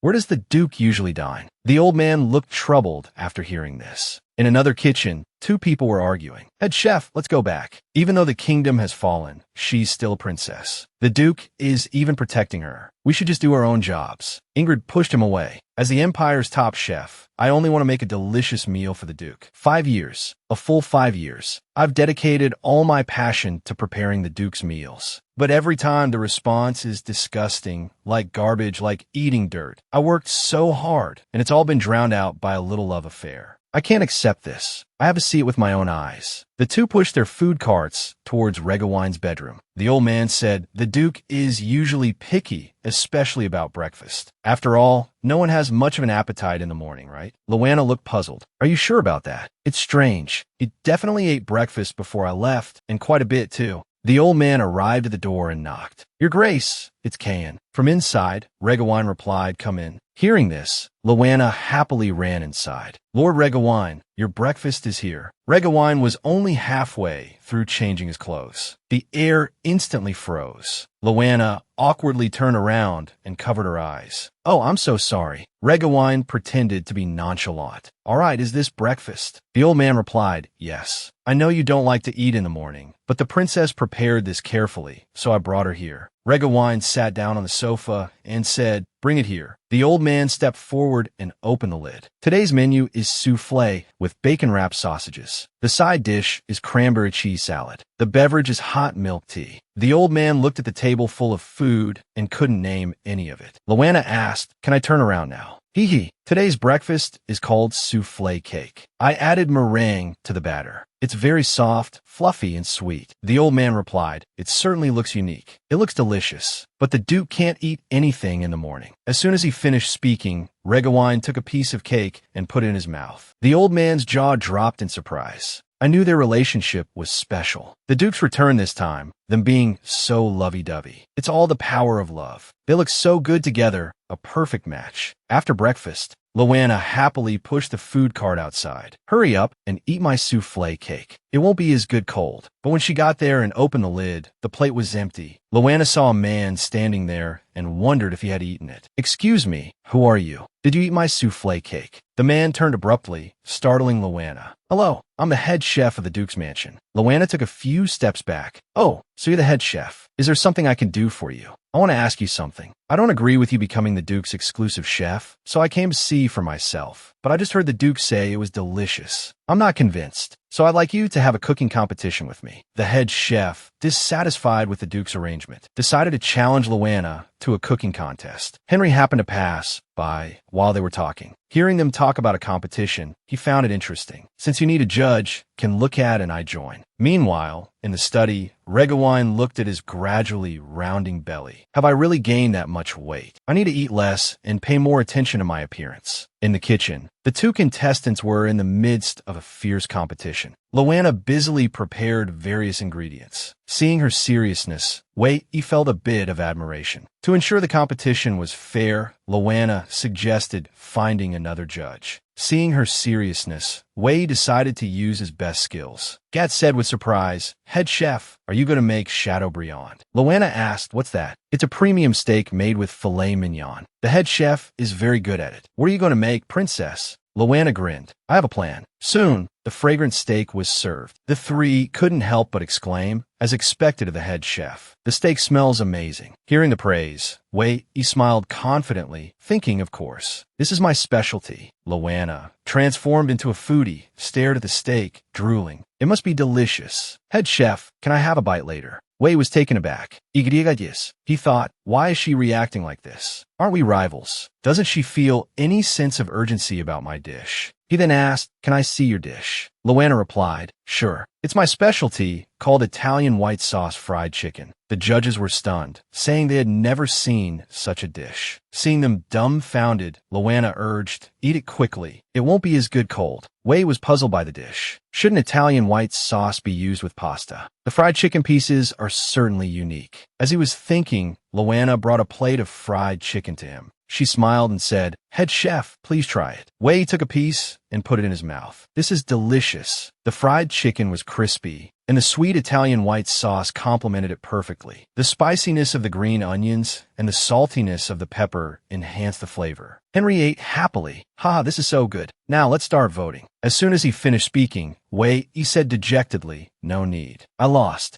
I never thought cooking could be done this way. My knowledge is limited. I've caused trouble for the princess. I'm willing to accept any punishment." Luana felt a sudden surge of pressure. "Strictly speaking, I didn't invent this. Head chef, please get up. I don't blame you. But could you do me a favor?" Wei was surprised. "A favor. Me help you?" Luana replied, "Yes. I don't know imperial cuisine, and you've been the head chef at the Duke's mansion, so you're very skilled. I want to learn how to cook from you. Could you teach me?" "Yes, I'll do my best to teach you." Henry, looking like he was enjoying the drama, said, "TSK, how boring. I didn't even get to say anything." Lookad, standing next to him, added it doesn't matter, as long as nothing happened. The old man also breathed a sigh of relief. "I thought something terrible was going to happen." It's impressive that Luana resolved it on her own. She'll definitely be able to manage the Duke's mansion well in the future. Seeing his beloved holding hands with someone else, Regawine felt a pang of jealousy. 1 month later, Luana stood next to a large jar, happily dancing. "Woo! Success!" Seeing this, Wei approached and asked, "Is it ready now?" Not yet. But after a while, it definitely will be. Once the jang is ready, I can make ganjang gajang. As expected, with enough money and time, anything is possible. After making soy sauce and soybean paste, I'll make chili paste. Then I'll ferment kimchi. Then I can make kimchi pancakes and kimchi fried rice. Thinking of these delicacies, Luana couldn't help but drool. Wei, thank you for helping me make the jang. Wei, whose hand she had suddenly grabbed, blushed slightly. He shyly replied, "It's nothing. I didn't do much." Regawine saw all of this. Watching their intimate interaction, he felt a twinge of jealousy. He coldly asked the old man, "How old is the head chef this year?" "In his 20s. He's quite skilled for his age, which is why the Duke's mansion hired him." "Oh, I seem to recall that. He's rumored to be a genius, which is why I was so pleased to hire him. It's just, he hasn't been very effective. They both enjoy cooking. They have common interests. It's normal for them to be close. But it bothers me to see them working together." Seeing Regawine's troubled expression, the old man asked with concern, "Are you tired, Your Grace?" "No, I'm not tired." Hearing his reply, the old man tentatively suggested, "Should we have Luana brew you some calming tea?" "Yes, good. Let's do that. Tell her to prepare some tea." A moment later, Luana was called to make tea. As Regawine sipped his tea, he said, "You were able to handle the trouble the head chef caused, which shows you're adapting well to the mansion. I've decided to give you a reward. What would you like?" Hearing that he was going to give her a reward, Luana became nervous and whispered, "He suddenly asked me for a wish." I wasn't prepared. Then a thought struck her. "I've got it. Can I go to the market? I heard there's a market that opens every 5 days. What would you do at the market? Someone buys all the ingredients you need for cooking. You don't understand, Regawine. It's fun to go and choose things myself. I also want to see the Empire's specialties. Don't worry, I definitely won't run away. Not even a little bit. If you're worried, you can have Wei go with me." Hearing Luana mention Wei, Regawine sputtered out his tea. "If you really want to go, I'll accompany you when I have a day off. Aren't you busy? It's fine. One day won't hurt." The Duke, accustomed to the food prepared by his maid, found other food difficult to swallow. That afternoon, in the kitchen, Luana listlessly washed dishes. Wei approached and said, "Luana, shall we prepare dinner for the Duke?" Luana sighed and replied, "No need. We don't have to prepare dinner lately." "Why?" "He said that starting today, he'll be having lunch and dinner at the palace. He only asked me to prepare breakfast." Hearing this, Wei felt a sense of empathy. He understood how it felt to not be able to prepare meals for the Duke. "I used to feel the same way." Lost in thought, the fire beside Wei flared up. Luana, fighting. Meanwhile, Luana was feeling down. She tidied the kitchen while lost in thought. "I've been working hard to prepare his meals lately, and I finally managed to make him a little more docile. What if he eats poorly outside and comes back in a bad mood? He'll be skipping 2 meals, and he has so much work to do. He'll be working for days on end. He'll definitely revert back to his old grumpy self." Seeing her restlessly tidying, Wei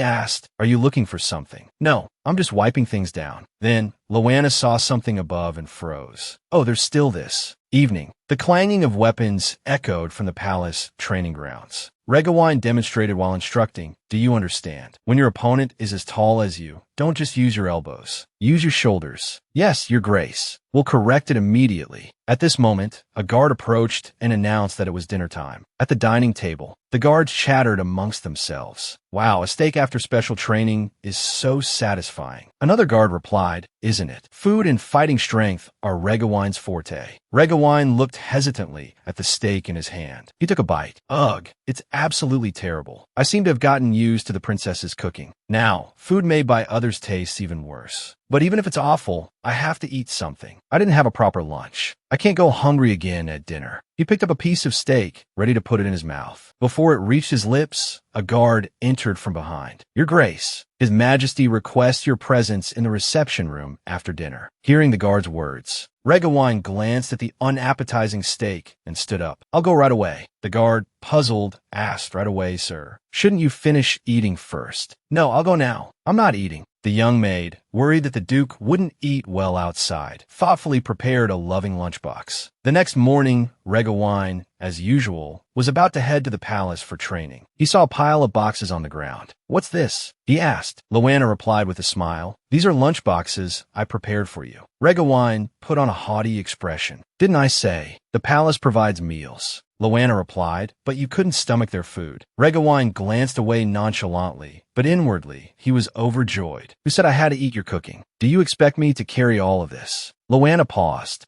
I made a bit too much. It's for both lunch and dinner. Enough to fill you right up. It's too much. I can't possibly. I've already thought about it. We can put them in the carriage. Okay. It might be a little troublesome, but I prepared all of this with care. It's very delicious. Seeing him unmoved, Loanna turned on the charm. Please say yes. Pretty please. Unable to resist, Regawine finally agreed. In the palace, the emperor and a knight were discussing. Are you saying Regawine arrived at the palace this morning with a carriage? The knight asked tentatively. The emperor's curiosity was piqued. That's strange. Who could be in the carriage? I heard there's no one inside, just a pile of baskets. The emperor, upon hearing this, smiled knowingly. Is that so? I just happen to have something to discuss with the duke. I'll go see for myself. The emperor soon arrived at Regawine's room. You mean the carriage? It's just a small matter, not worth your majesty's concern. The emperor gave a mischievous smile. Really? You always come to the palace alone for work. This time, you brought personal belongings. It's quite intriguing. Regawine glanced away. It's just some lunchboxes. The emperor's mouth watered. Enough to fill a carriage. Is the carriage full of food? Regawine took out a small portion of the lunchboxes and placed them on the table. After doing so, he felt rather embarrassed. The emperor laughed heartily. So much. Can you finish all of this by yourself? Regawine looked awkward. I didn't expect there to be this much. Well then, you wouldn't mind sharing with me, would you? With that, the emperor reached for the food. Although Regawine was reluctant, the other person was the emperor, so he couldn't refuse. He had to agree to share the meal. Watching Regawine gradually soften, the emperor nodded in satisfaction. It seems the princess is taming him. I only tested him a little, and he was this reluctant. It shows the princess holds a significant place in his heart. Lost in thought, the emperor had the idea of playing matchmaker. He just happened to have a good way to bring them together. There's plenty of food today. We can chat while we eat. The emperor, unable to handle his own love life, actually thought of having the deposed princess as a house guest. That night, Loanna stared blankly out the window. Wei walked over and said, "Hey, is there something outside the window? What are you looking at so intently?" Loanna replied nervously, "No, nothing. You've been out of it all day. You almost broke your precious jangdok, put spices in the wrong bottles, and tripped 5 times in the kitchen." Loanna explained, "It wasn't 5 times, but it's the first time the Duke took a lunchbox. I was worried the food would spoil, that the flavors wouldn't be authentic, and whether he ate enough." Wei replied, "I understand how you feel. As a professional chef, it's natural to want to know how your food tastes." Loanna felt relieved. "You think so too?" Just then, a knock came from the door. "Princess, I'm Old Man, the butler. Duke Regawine asked me to tell you," he has replied. As soon as he finished speaking, Loanna dashed out. She quickly ran to the Duke's room. "Lord Regawine, I have something to ask you. How is today's lunchbox?" Hesitantly, Loanna added, "Is it all right to ask?" "Of course, you must tell me. How else can I improve tomorrow's lunch?" Regawine blushed at her words. It was delicious. His Majesty enjoyed it as well. Loanna excitedly asked His Majesty, "Did you dine together?" Regawine replied, "You don't need to prepare one tomorrow." Loanna quickly asked, "Why?" "I'll be dining with him tomorrow." The next day, a palace maid sadly carried out the untouched food. "Won't you eat again today? It's been days. I'm worried you won't be able to hold on."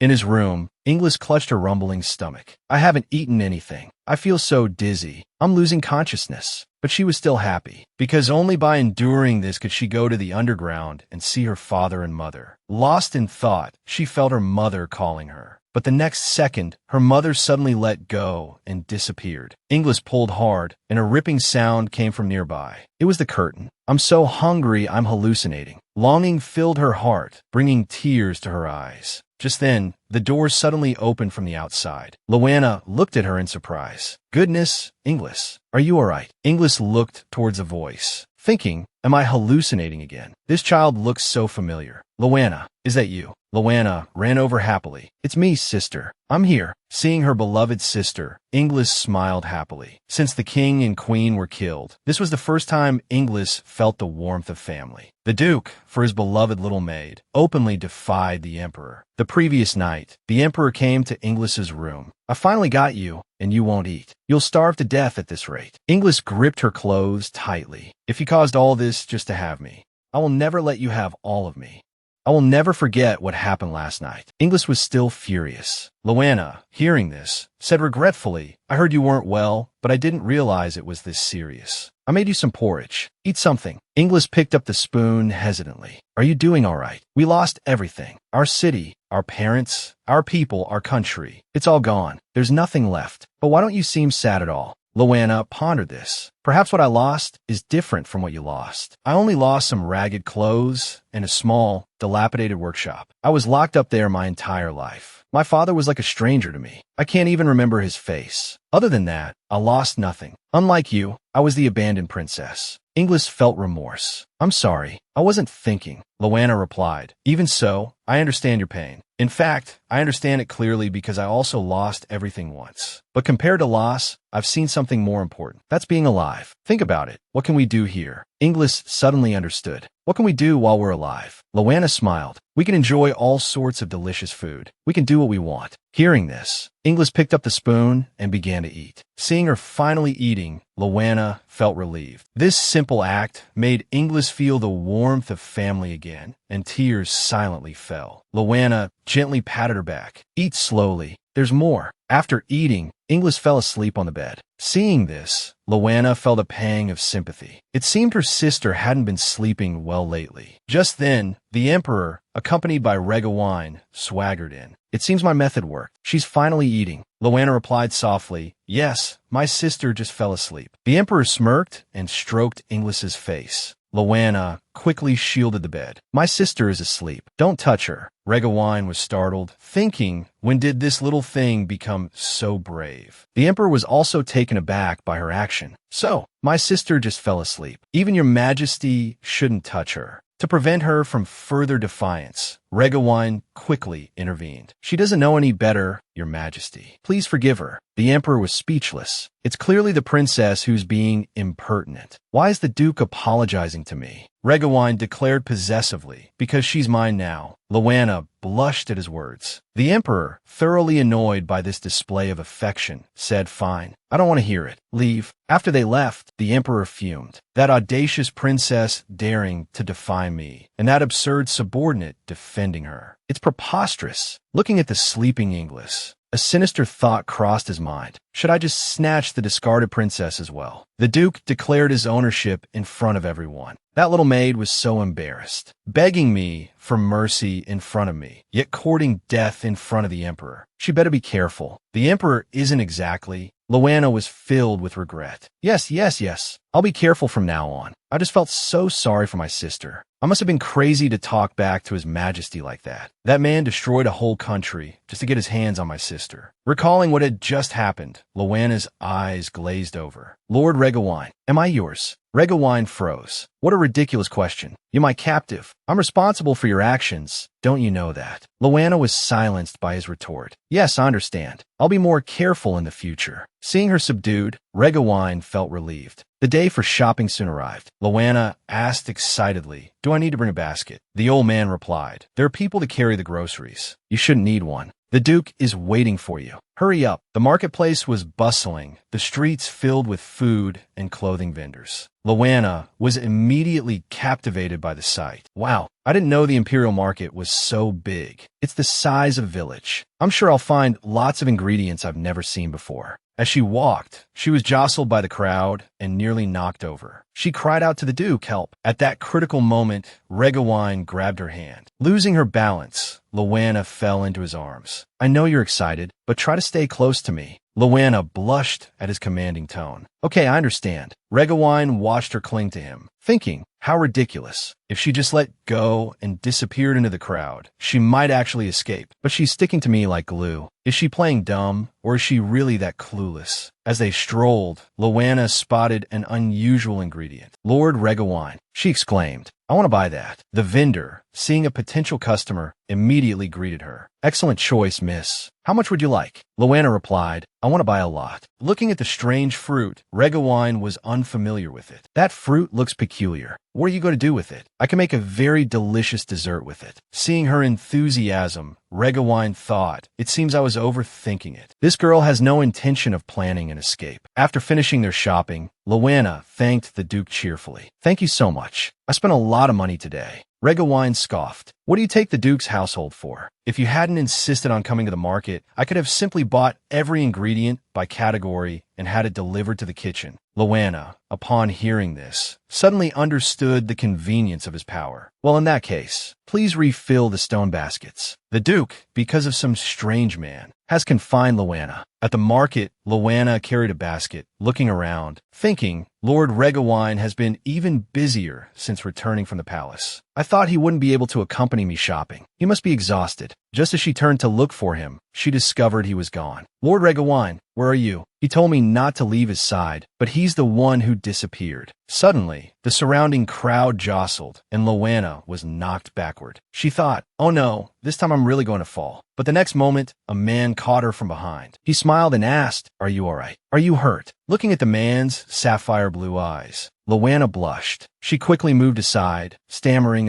thank you for helping me. The man asked, are you Loanna? Loanna replied softly, then fell into thought. How does he know my name? Do you know me? Of course. I also know you're Elenia's daughter. Hearing the man's words, Loanna was startled. Just as she was about to ask something, Regawine rushed up from behind, holding his sword to the man's neck. Who are you? Do you know her? Loanna frantically shook her head. Regawine pressed the man again. Who are you? If you don't give me a satisfactory answer, I'll kill you. The man remained silent, his expression indifferent, just as the atmosphere became tense. Loanna grabbed Regawine's sleeve. Lord Regawine, please wait. He only said a few words to me. Please don't kill him. As soon as she finished speaking, a smile appeared on the man's face. Loanna, this isn't the right time or place. We'll meet again. He then vanished into a puff of purple smoke. Seeing the man disappear instantly, Regawine was stunned. They stood there in a daze for a long time. Back at the Duke's mansion, Loanna was confined by Regawine. Hello, is anyone out there? Please tell Lord Regawine I want to see him, just for a moment. She knocked on the door. Seeing no one respond, Loanna's inner volcano erupted. Oh, come on. What's going on? He's been keeping me locked up for days since he returned. How can he treat me like this? I really don't know that man. The girl, wrongly accused by the Duke, was taken to prison. On the way, she considered escaping, but quickly dismissed the idea. Running away would only confirm Regawine's suspicions. This misunderstanding arose because she hasn't had a chance to speak with him. If she could just explain, everything might be all right. All the beautiful memories they'd created were being erased by this single misunderstanding.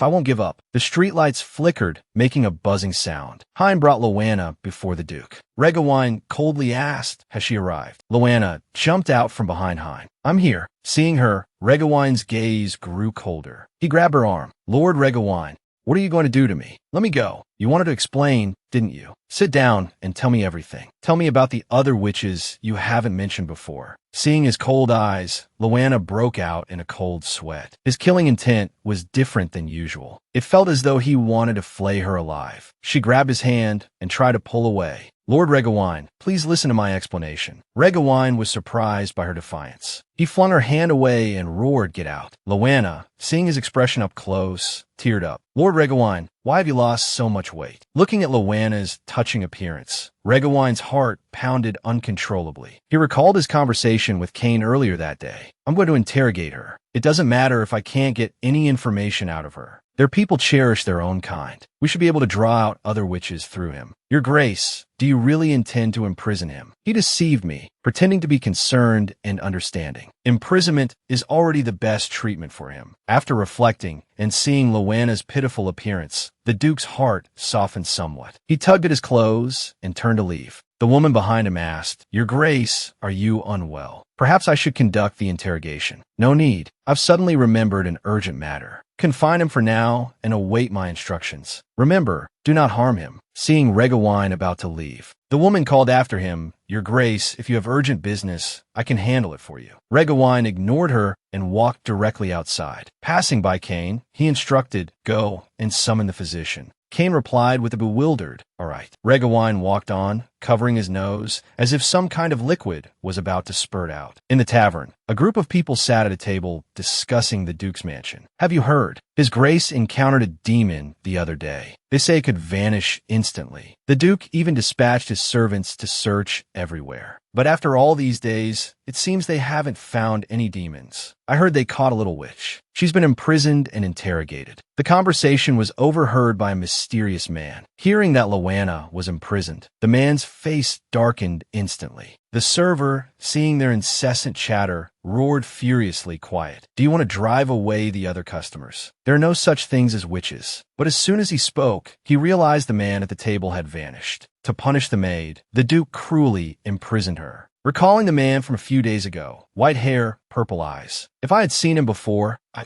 definitely wouldn't have forgotten. But how could a stranger know my name? And what did he mean by, Elenia's child is our child? Could he know my mother? Elenia was Lawana's birth mother. By the Emperor's grace, she was fortunate enough to become a maid in the palace. But she died after giving birth, and her good fortune ended there. In his study, Regawine held Lawana's file, scrutinizing it carefully. Abandoned in the dilapidated palace at birth, living in poverty, her maids all fled. The only one who stayed by her side was this woman. A few days ago, in the prison, Regawine came to investigate. Are you asking about how the princess lived in the palace? In the beginning, she had to cultivate the abandoned gardens. She also did needlework. She bought her own ingredients and cooked her own meals. Although life was hard, the princess never complained. She even taught herself to cook. After recalling this, Regawine felt a mix of emotions. A witch's upbringing must be different from an ordinary person's. She admitted it before. But that man, how could he disappear without a trace? Damn it, if Lawana hadn't stopped me, I wouldn't have let that man escape. I was careless. And she claims to be one of my people. This which cursed my family, leaving my people to starve and go mad. She feigns innocence, but secretly helps her own kind. Lost in thought, the butler knocked on the door, asking, Your Grace, dinner is ready. Will you be dining? Raywin Angalidi played. No. Go to Lawana's room and take her to the prison. Meanwhile, Lawana was contentedly eating a medium-rare steak. This is so delicious. Hein really went to a lot of trouble. Then she suddenly thought of Regawine. I haven't cooked for him these past few days. He must be starving. But then she remembered he was the one who can find her. Lawana shook her head vigorously. Ugh, why should I care about him? I won't worry about whether he's starving or not. She then continued eating heartily. Time passed minute by minute. Lawana grew restless, confined to her room. Honestly, what's the point of locking me up? But even if I explain, he won't believe me this time, will he?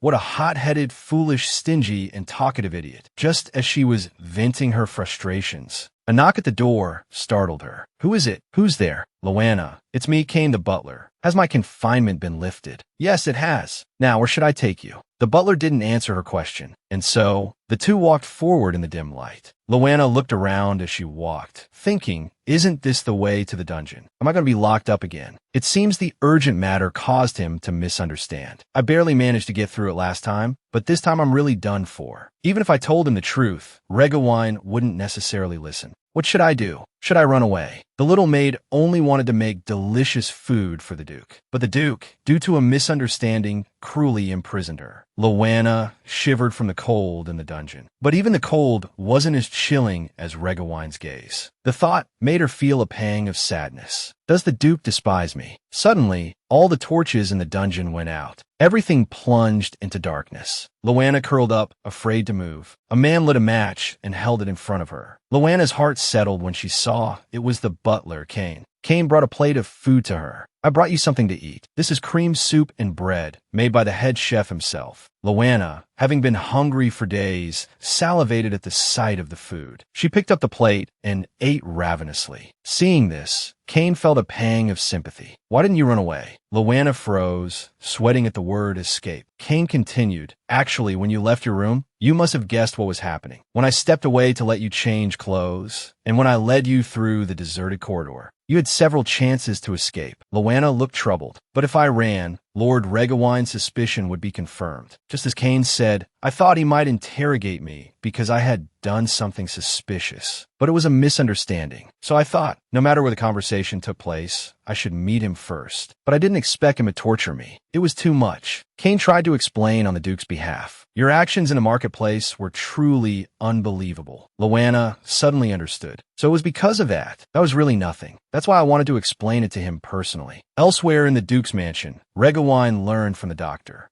that witch's curses don't overlap. Once a witch curses a human, no other witch can curse them again. Regawine was puzzled. If it's not a curse, why does my heart ache constantly? The doctor smiled knowingly. Actually, your symptoms are common among young people. They are often confused at first, but with time, they naturally find the cause and solution. The most important thing is to listen to your heart when you feel that pain. The doctor's veiled explanation further confused the love-struck Regawine. Seeing this, the doctor asked, "Your Grace, may I see the witch?" Regawine impatiently replied, "Whatever." Late that night, Cain returned from the dungeon and immediately reported, "As you predicted, Your Grace," under gentle persuasion rather than interrogation. Miss Lawana finally spoke. Regawine asked irritably, "And what was her excuse for her behavior in the marketplace?" Cain recounted everything Lawana had said in the dungeon. She said that because it was her first outing with you, Your Grace, that she was happy, grateful, and having fun. But if a bloodshed occurred on her first outing, she feared you would never take her out again. So she stopped you. Although it made you even angrier, seeing her cold and hungry in the dungeon was truly heartbreaking. Regawine chuckled. So she watched me kill that witch because she didn't want to ruin our outing, not to protect an accomplice. Blushing, he asked, "So besides food, does she need anything else?" The Duke finally apologized to the little maid, learning of Lawana's discomfort in the dungeon, but he immediately arranged for a luxurious mattress and fine food. He thought that would be enough.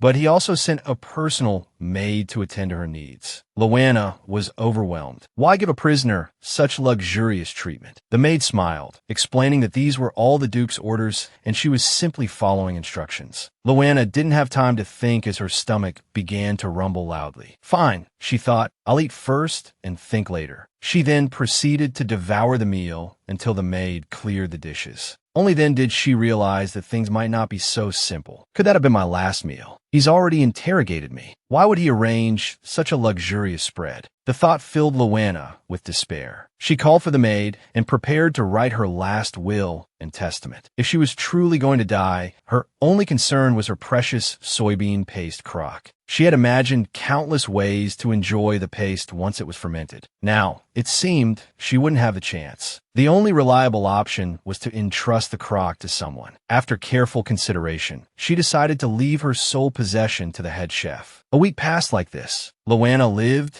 like a pampered pig, gaining a noticeable amount of weight. She finally couldn't resist asking, "When is my execution date?" The maid replied that she had only received instructions to attend to Lawana's needs and knew nothing else. This completely baffled Lawana. What is he playing at? At the Duke's mansion, after examining Regawine, the doctor reminded him to eat well and get plenty of nutrients. He also reminded him not to forget the special prescription he had mentioned earlier. With that, he left with his medical bag. After the doctor's departure, Regawine fell into deep thought. The doctor had told him to follow his heart, but his heart was clear. Witches were his sworn enemies. His father had died because of a witch's curse, and his mother, heartbroken, had left the mansion. He was the sole survivor of a once great family, burdened with the responsibility of restoring its former glory since childhood. Therefore, in Regawine's life, he and witches shared a blood feud. Witches only took things away from him, but thinking carefully, what had Lawana taken? On the contrary, since her arrival, he had tasted delicacies he had never experienced before. This thought made Regawine hesitate. Was she truly a witch? Could it all be a misunderstanding? As he pondered this, a knock came at the door. Regawine opened it to find the doctor had returned. He asked if the doctor had forgotten something. The doctor looked confused. "What do you mean, Your Grace? I just arrived." Regawine lost his patience. "What nonsense are you talking about? Haven't you been here all week treating me?" The doctor was shocked. "Impossible.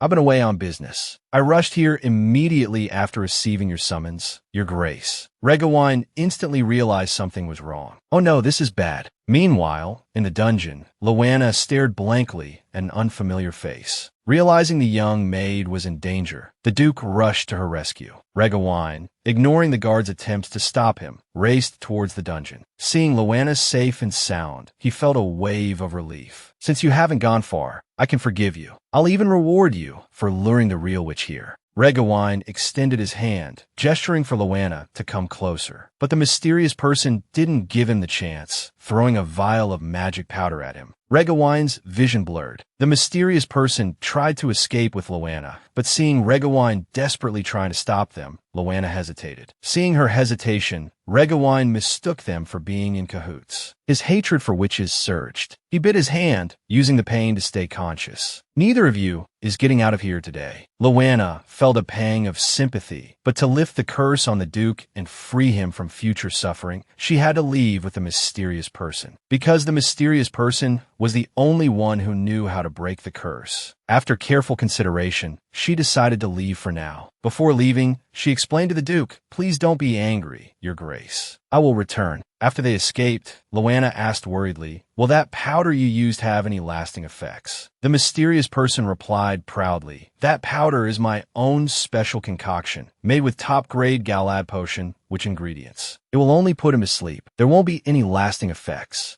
Loanna nodded. "So her name is Galad." The Duke was right. She really is a witch. "But why a potion witch and not a powder witch?" Galad replied, "Every witch specializes in a different area, hence the different titles." She then led Loanna to a house. As they entered, Loanna was amazed by the sight. "Wow, it looks so small from the outside, but it's so big inside." Galad said this was the work of Spatial Witch. Also, she added, "Aren't you curious about what kind of witch your mother was?" A blush crept up Loanna's face. "Of course I am. But more than that," Loanna continued, "I want to know who cursed Duke Regawine." Galad looked puzzled. "Why are you so fixated on the Duke's curse?" Loanna, like a floodgate opening, began to pour out her grievances. "The Duke can't taste anything. He can't experience the flavors of the world. It's truly heartbreaking. He hasn't done anything wrong. Why should he suffer from this family, this generation's old curse?" After listening to her naive outburst, Galad gave a cold laugh. "Do you think a child is unrelated to their parents' sins?" No matter what Galad said, Loanna stuck to her point. Even if there's a connection, he's suffered from the curse for so long. It should be lifted. Unable to argue further, Galad handed her Alana's diary. Loanna looked bewildered. "Why are you giving me my mother's diary?"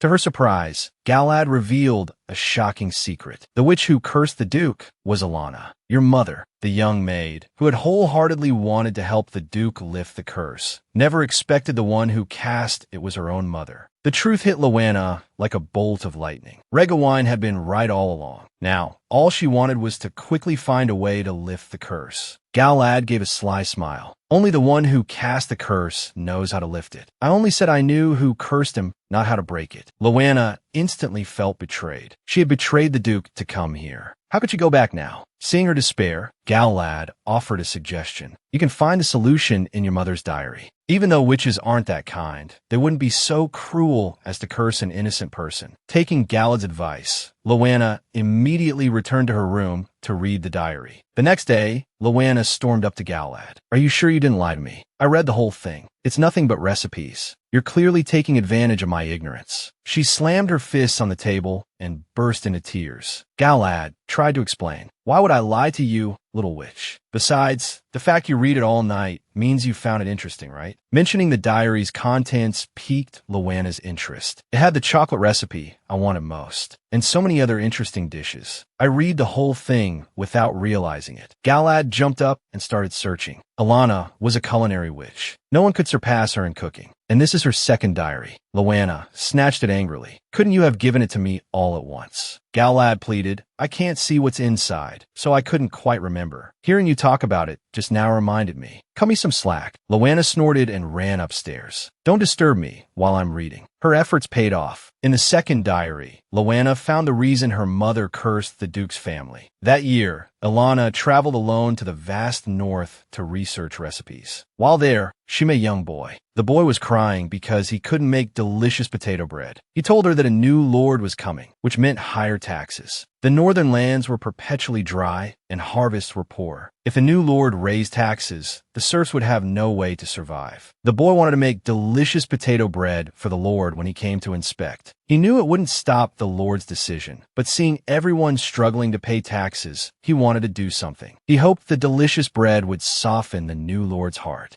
Touched by the boy's sincerity, Alana decided to help him. After many attempts, They finally made delicious bread. When a new lord arrived, the boy immediately offered him the bread. Unexpectedly, the new lord reacted with disgust. Scowling, he threw the bread on the ground. Do you think I eat just anything? The sight of such cheap bread makes my stomach churn. The boy's parents quickly pulled him away and apologized. Alana saw the boy's kindness disregarded. Enraged, she secretly cursed the Duke. It seems you don't need your tongue. From now on, your family will never taste anything again. Because of Regawine's father's actions, the entire family suffered. Learning the true reason for the curse, Loanna deflated like a punctured ball. Galad, feigning composure, said, "It's time for you to make a decision." Loanna asked, confused, what decision? The Witch's Night is in 3 days. Will you attend? Loanna was bewildered. Witch's Night? What does that have to do with me? Galad grinned. It's like a sacred celebration among witches. Only there can you become a true witch. After being betrayed by the maid, the Duke had nightmares every night. Yet, he still couldn't stop thinking about Loanna. To find her quickly, Regawine plastered wanted posters everywhere. Kane, the butler, advised, "Are you sure about this, Your Grace?" Miss Loanna said she would return. Regawine scoffed. Do you really believe her lies? He then threw a portrait onto the table. Use this. Double the reward. Kane took the portrait, deeply worried about their future relationship. Meanwhile, Loanna was still agonizing over whether to become a witch. Galad told her, only by attending the witch's Sabbath and becoming a true witch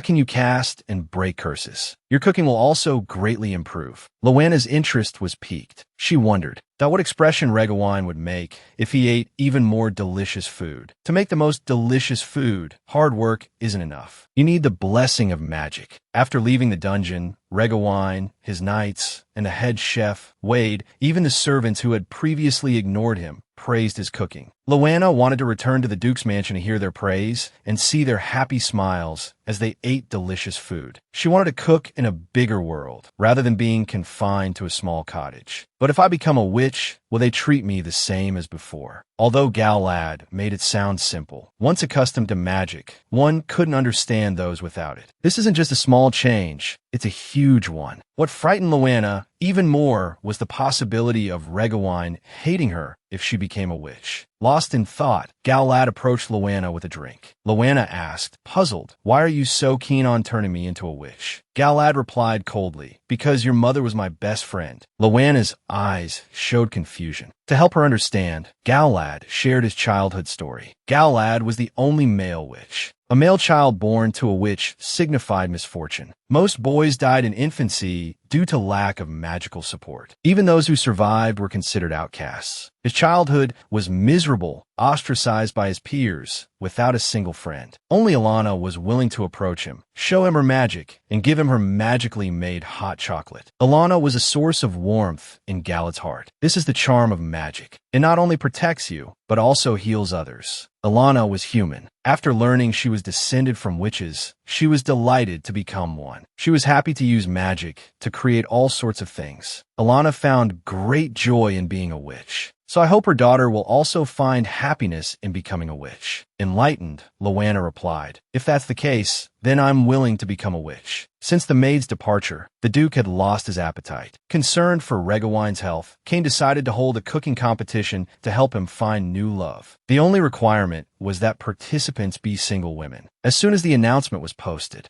countless noble women rushed to register. Cooking skills were secondary. Getting close to the Duke was the primary goal. To ensure fairness, the Duke invited Emperor Singly. Hoping to see Loanna at the competition, he begged the Emperor to bring her along. Wade, hearing that Kane was looking for someone to replace Loanna, was instantly displeased. Miss Loanna's cooking had a unique and exceptional quality that couldn't be easily replaced. Just as he was thinking this, he heard a noise from the sauce jars. Wade hurried over to check. These are Miss Loanna's precious sauce jars. I'll see who dares touch them. But when he arrived, there was nothing there. This left him puzzled. Could he have been mistaken? The cooking competition was already underway. As the host, Regawine was the last to know. Angrily, he slammed the invitation onto the table. He hadn't expected Kane to take such liberties. Now, all he wanted was to find Loanna and understand the true cause of the curse. He had no interest in finding a beautiful chef. Seeing his anger, Cain quickly explained, "You personally stamped your approval on this matter." Regawine was dumbfounded. He had no recollection of this. But since Cain said so, he couldn't argue. Cain, seeing this, felt a bit smug. He thought, "Of course you don't remember. I had you stamp it while you were hungover.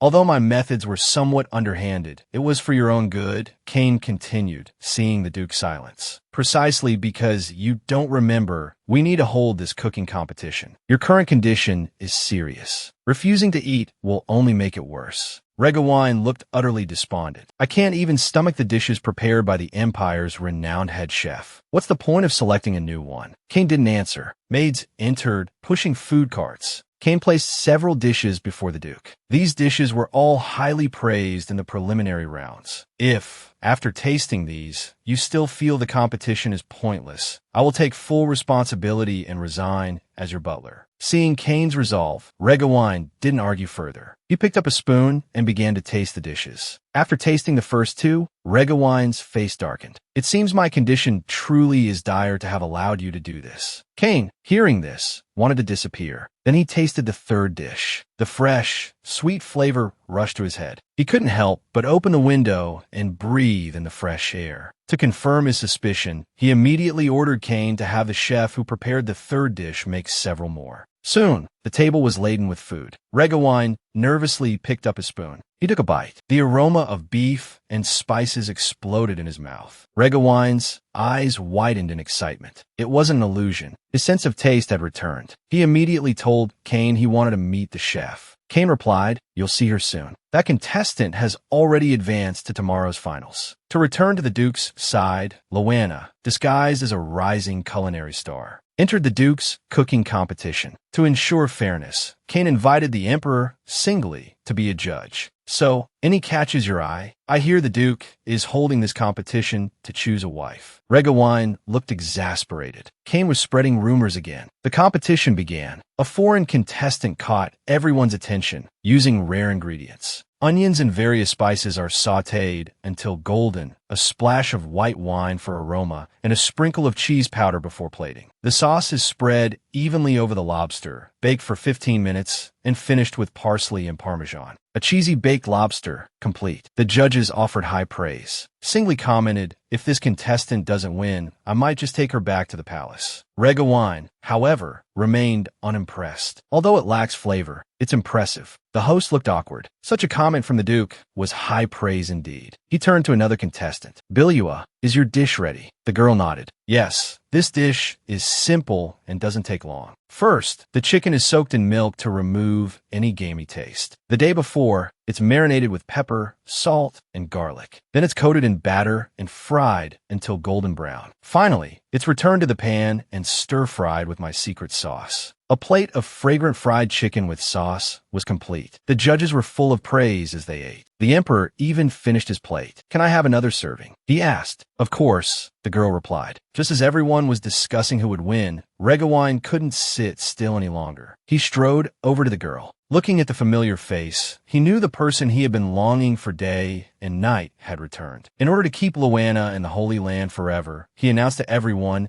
"I officially appoint her as my new chef." Regawine lied, saying he needed to sign a contract, and took her back to his room. The girl followed nervously. "Your Grace, I have something to tell you before we sign the contract." Regawine quickly walked to her side. "What excuse are you going to use this time?" Loanna wanted to struggle a bit more, but Regawine dealt her a fatal blow. "Do you think I can't recognize your cooking? The soup is one thing, but that fried chicken, you should at least improve it. The spices you used in that dish smell exactly the same as the ones coming from my special sauce jar. Lately, people have been reporting suspicious activity near the sauce jar. And what's with this disguise?" Regawine grew angrier the more he thought about it. "You left me, and now you're back. Are you planning to join forces with those witches and kill me?" Loanna's eyes filled with tears. The grievances she had bottled up for so many days erupted. She pushed Regawine away forcefully. "You were the one who put a bounty on my head." Regawine was stunned by the push. "Did she just push me? This little maid has gotten quite feisty since she left." Loanna loudly vented her frustrations. "Didn't I tell you I'd come back once I found a way to break the curse?" That's why I thought about it over and over again for a long time and decided to become an official witch. Then, I saw how unhappy Galad was with you, your grace, so I snuck away from her. As soon as I got out, I saw my picture plastered all over town. Then I heard you were choosing a new chef. I figured this was the only way to talk to you face to face. Regawine was deeply moved. You betrayed your own kind just to come back to me. The little maid betrayed her own kind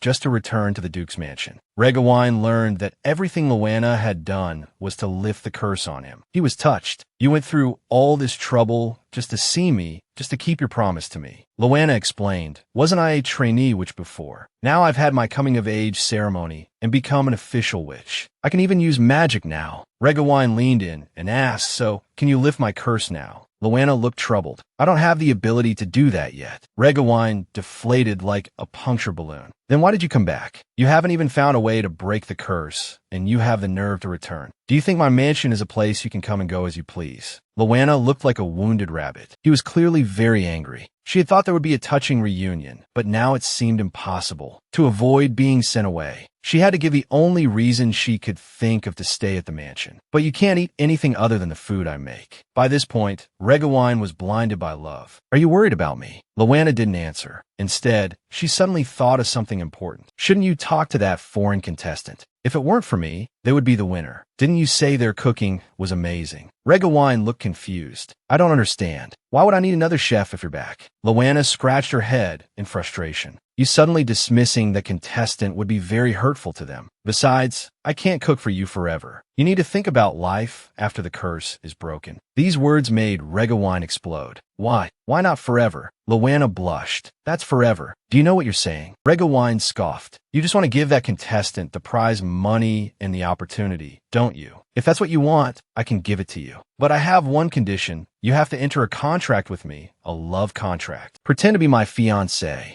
Luana was stunned into silence. A cooking competition. I'm mistaken for someone the city is looking for as a bride. And you betrayed your own kind and need my protection. Be my fiancé. It can quell the rumors about me needing a bride. You can also stay by my side justifiably, as my lover. I think this is a perfect solution. Luana felt like she'd fallen into a trap. But what about my fake identity in the cooking competition? Regawine already had that covered. Maluya returned to her hometown due to an emergency. And you, because you went out to cook without permission before, had an accident. And then, through hard work, you found your way back. Luana couldn't help but complain internally. This character setting is so lame. But compared to me running away because I'm a witch, this reason is indeed easier for people to accept. A maid transformed into the Duke's fiancé, someone waiting on her hand and foot every day. Endless beautiful dresses. And the Duke as a personal bodyguard when going out. They chattered amongst themselves. Have you noticed? The two of them are getting closer and closer. Perhaps sensing the maid's gazes, Regawine put on a grumpy face as soon as he got into the carriage. Can't you pretend to be a little more intimate? Luana retorted angrily. I'm trying my best. Okay. The thought of pretending to be lovers made him uncomfortable. Is this another form of punishment for me? Regawine was unconcerned. If you don't want to maintain the current situation, then hurry up and find a way to break the curse. Luana looked troubled, but Master Regawine, I haven't found a way yet. Hearing her call him Master, Regawine immediately became displeased. Didn't I tell you to call me by my name? He then snorted and turned his head away. Seeing the Duke's haughty demeanor, Luana felt like 1,000 alpacas were stampeding through her mind. But everyone knows my background. If I have a relationship with you, what if it ruins Master Regawine's reputation? Maybe there's a better way. Why don't we go back first? Regawine looked impatient. I told you to call me by my name. I really don't understand why background matters. This is only temporary. The name, today's date, just think of it as a travel contract, can't you? Luana hesitated. Regawine was losing his patience. He winked at her. Do you have someone you like? Luana's heart skipped a beat. This seduction tactic is too much. Just as she was about to drool, Luana shyly turned her head away. No, there's no one I like. After getting his answer, Regawine gave a wicked smile. Then there's no problem. My fiancé. Luana completely gave up resisting and slumped back at her seat. The carriage stopped in front of an elegant shop. Luana looked out. Where's this? Regawine pulled her inside without a word. I thought about it carefully. What you said isn't entirely unreasonable. I really don't care about background, but I don't like people looking down on you.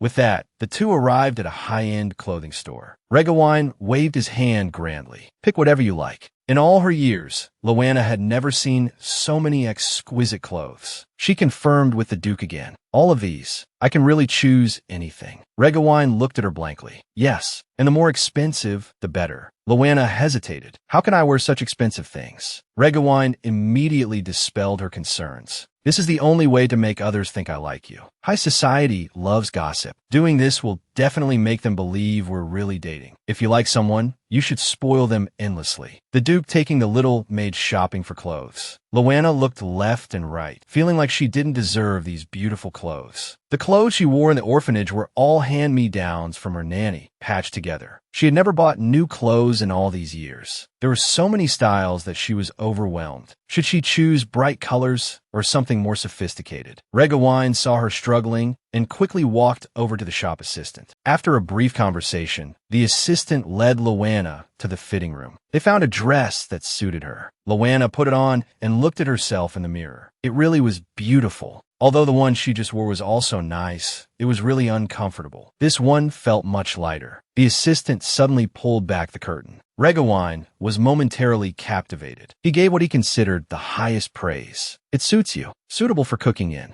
Loanna's heart fluttered shyly. After they finished buying clothes, Regawine took her to a famous dessert shop. Loanna stared at the strawberry cake in front of her, drooling. This is the only dessert combo I've ever heard of that's supposed to be really delicious. But are you alright? Doesn't your grace avoid eating food outside the mansion? Regawine didn't answer. Instead, he took a spoon, scooped a small piece of cake, and offered it to her. It's fine. I'm only here for you anyway. Loanna was taken aback. What's going on? Why is he acting so strange? Just as she was completely puzzled, she overheard two noble women talking nearby. Listening to their conversation, it seemed they were discussing her and Regawine. Loanna suddenly understood the Duke's intentions and, blushing, ate the cake. Regawine carefully asked, "Is it good?" Loanna, overjoyed, practically danced in her seat. It's delicious. Although being stared, it was a little uncomfortable. Compared to the delicious cake, it was nothing. Loanna devoured the cake, while Regawine's stomach rumbled beside her. Loanna asked innocently, "Are you hungry?" Regawine rolled his eyes. "No, I'm not, as long as you're full." A thought struck Loanna. She decided to give him a different dining experience. Is there an open area nearby? Regawine thought for a moment, remembering the riverside they were planning to visit later. Loanna clapped her hands in delight. Let's have a picnic there. After they arrived at the riverside, Loanna instructed the attendants to set up the cookware and dishes. Regawine was puzzled. I thought we were having a picnic.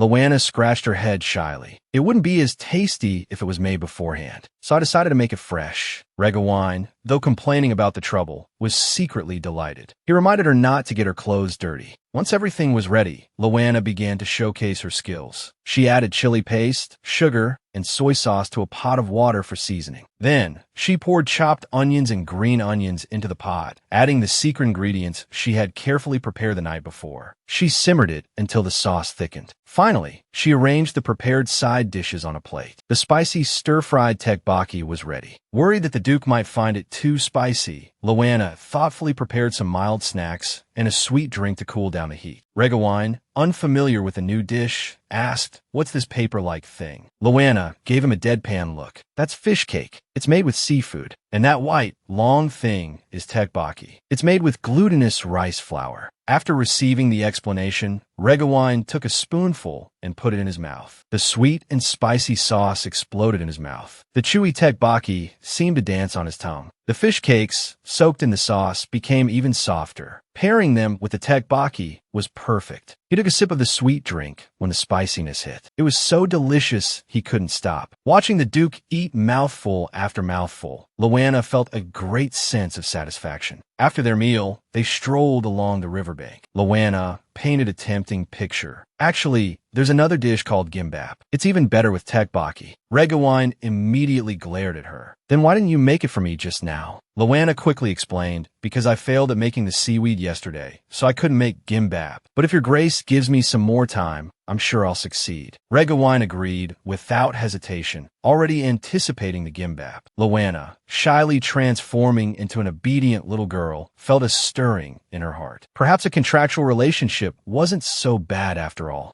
As they spent more time together, Loanna became more comfortable in her role as the Duke's fiancée. Regawine continued his displays of affection from the cake to the clothes. His string of unusual actions made Luana wonder if the Duke had feelings for her. But then she reconsidered. How could the bloodthirsty Duke easily fall for someone? Maybe he just saw her as a personal chef. Perhaps once his curse was lifted and he could eat food prepared by others, he would quickly lose interest in her. Lost in thought, Regawine suddenly grabbed her arm and pulled her into an embrace. Their intimate posture looked like a kiss to onlookers. Luana blushed, her heart pounding like a deer's. Regawine whispered, "Someone is following us." Luana instinctively turned to look, but Regawine held her tightly. "Don't move. I'll handle it." He finished speaking and was about to draw his sword. Luana, unwilling to see bloodshed, stopped him. "If that person is a witch, your sword won't be of any use. Remember what happened last time." Regawine, remembering how he'd been tricked by a witch before, fumed. Seeing his anger, Luana breathed a sigh of relief. Although his expression was unpleasant, at least he'd listened. "We don't have to be so impulsive. I have a good way to lose our tail." Led by Luana, the two arrived at a bustling market. This place is crowded and chaotic. There's no better place to shake off someone who's following us. Although Regawine disdained hiding, he obediently followed for Luana's safety. The two wandered aimlessly. Luana was attracted by a nearby vegetable stall. She turned and asked, "Since we're already here, can I buy some things?" Regawine was puzzled. "Don't we have plenty of ingredients at the mansion?" Luana pouted, "But we're out of strawberries. The strawberry cake we just had was so delicious. It was a shame I was the only one eating it. I want to buy ingredients here and make you the exact same cake when we get back. Is that okay?" Regawine blushed. "All right, buy them. Don't worry about buying anything. I'll be right behind you to pay." Suddenly, it started pouring rain. The two had to stop shopping and take shelter in the carriage. Luana, looking like she'd never seen anything like it, watched the rain from inside the carriage. Regawine gazed at her affectionately. "Are you happy today? We can have dates like this again in the future. If there's anywhere you want to go, just tell me. That way, you won't regret cooperating with me." Luana looked troubled. Just as she was about to answer, a knock came from outside the carriage. The person claimed to be a royal knight, sent by the emperor to escort Miss Luana to the palace. Regawine had a bad feeling. Luana has been out all day and is very tired. She was followed earlier and is still shaken. She's not in a stable emotional state to go to the palace. I'll personally escort her there tomorrow morning. The knight was unyielding. "Duke, with all due respect, His Majesty has ordered that she be brought back to the palace immediately." The two were at a standstill. Seeing this, Luana immediately stepped in to ease the tension. "I'll go with you." Regawine grabbed her hand and whispered, "Don't go. I have a bad feeling." Luana knew she couldn't defy the emperor. "I appreciate your concern, but if I don't go, I might be accused of treason. Then I'll really be in danger." Regawine looked worried and reluctant. Luana caressed his face and kissed his forehead. "I'll be fine. You go back." Regawine nodded shyly. "I'll wait for you."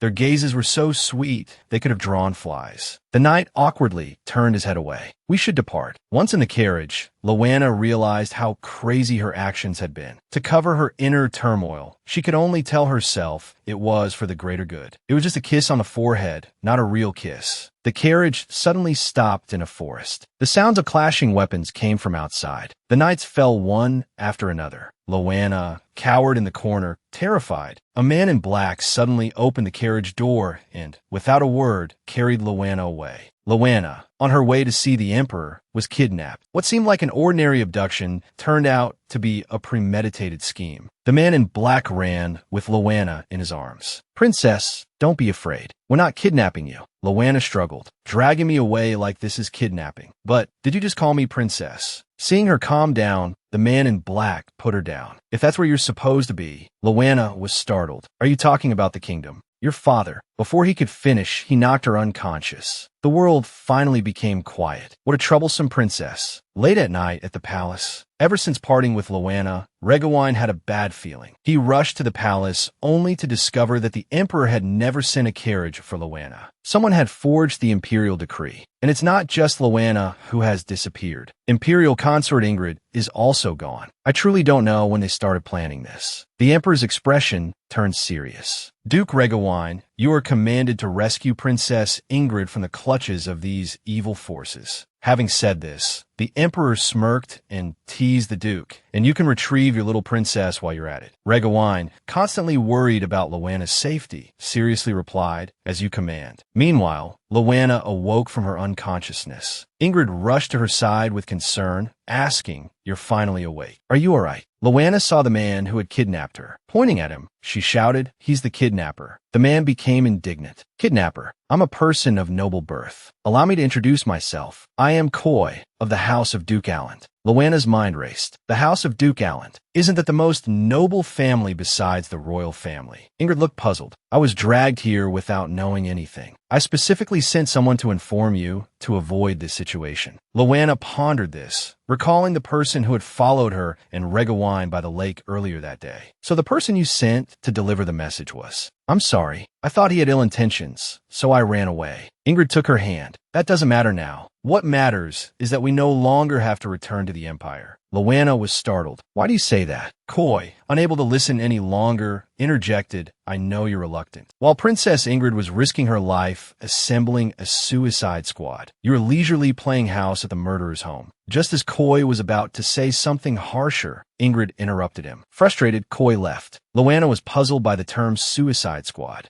Ingrid explained, "The Suicide Squad is an army chosen from among the people of the kingdom who have sworn allegiance to the royal family. I summon them in the name of the kingdom. Everyone who responded has gathered here. There's only one reason I called them, to rebuild the kingdom." Loanna felt a mix of emotions, unsure of what to do. The little maid, away from the Duke for the first day, felt completely out of place. She couldn't understand why she was there. She had no interest in Ingrid's nation-building project. Although everyone called her princess, she had never enjoyed the privileges of one. She was the product of a fleeting infatuation between the king and a maid. Upon learning of her existence, the queen had kept her locked away in an abandoned palace. Therefore, few knew of the abandoned princess. For Loanna, rebuilding the kingdom had little to do with her. But she was of royal blood. Leaving now seemed unreasonable. But if she didn't return to the Empire, Regawain would go hungry. To distract herself, Loanna scooped a large spoonful of food into her mouth. A strange flavor instantly exploded. Is this even edible? For a cook, terrible food was intolerable. She turned to the nearby guards and asked them for ingredients. She began preparing a large meal for the troops. Koi, while on patrol, followed the aroma to Loanna. He angrily knocked the food to the ground. Even if she is a princess, she's still the one who cooked for the murderer. What if she tampered with the food? Before he could finish, Loanna scooped up a spoonful and shoved it into his mouth. "I would never joke about food. Try before you judge." Koi was bu fu qi. It's all the same ingredients. How good could it be? But after a few chews, he was immediately proven wrong. Seeing the change in his expression, the guards teased. "So, is it good? We've already eaten a lot. Nothing happened to us." Koi, acting haughty, said, "If you're willing, I'll allow you to use the kitchen. But you'll have to do it under my supervision."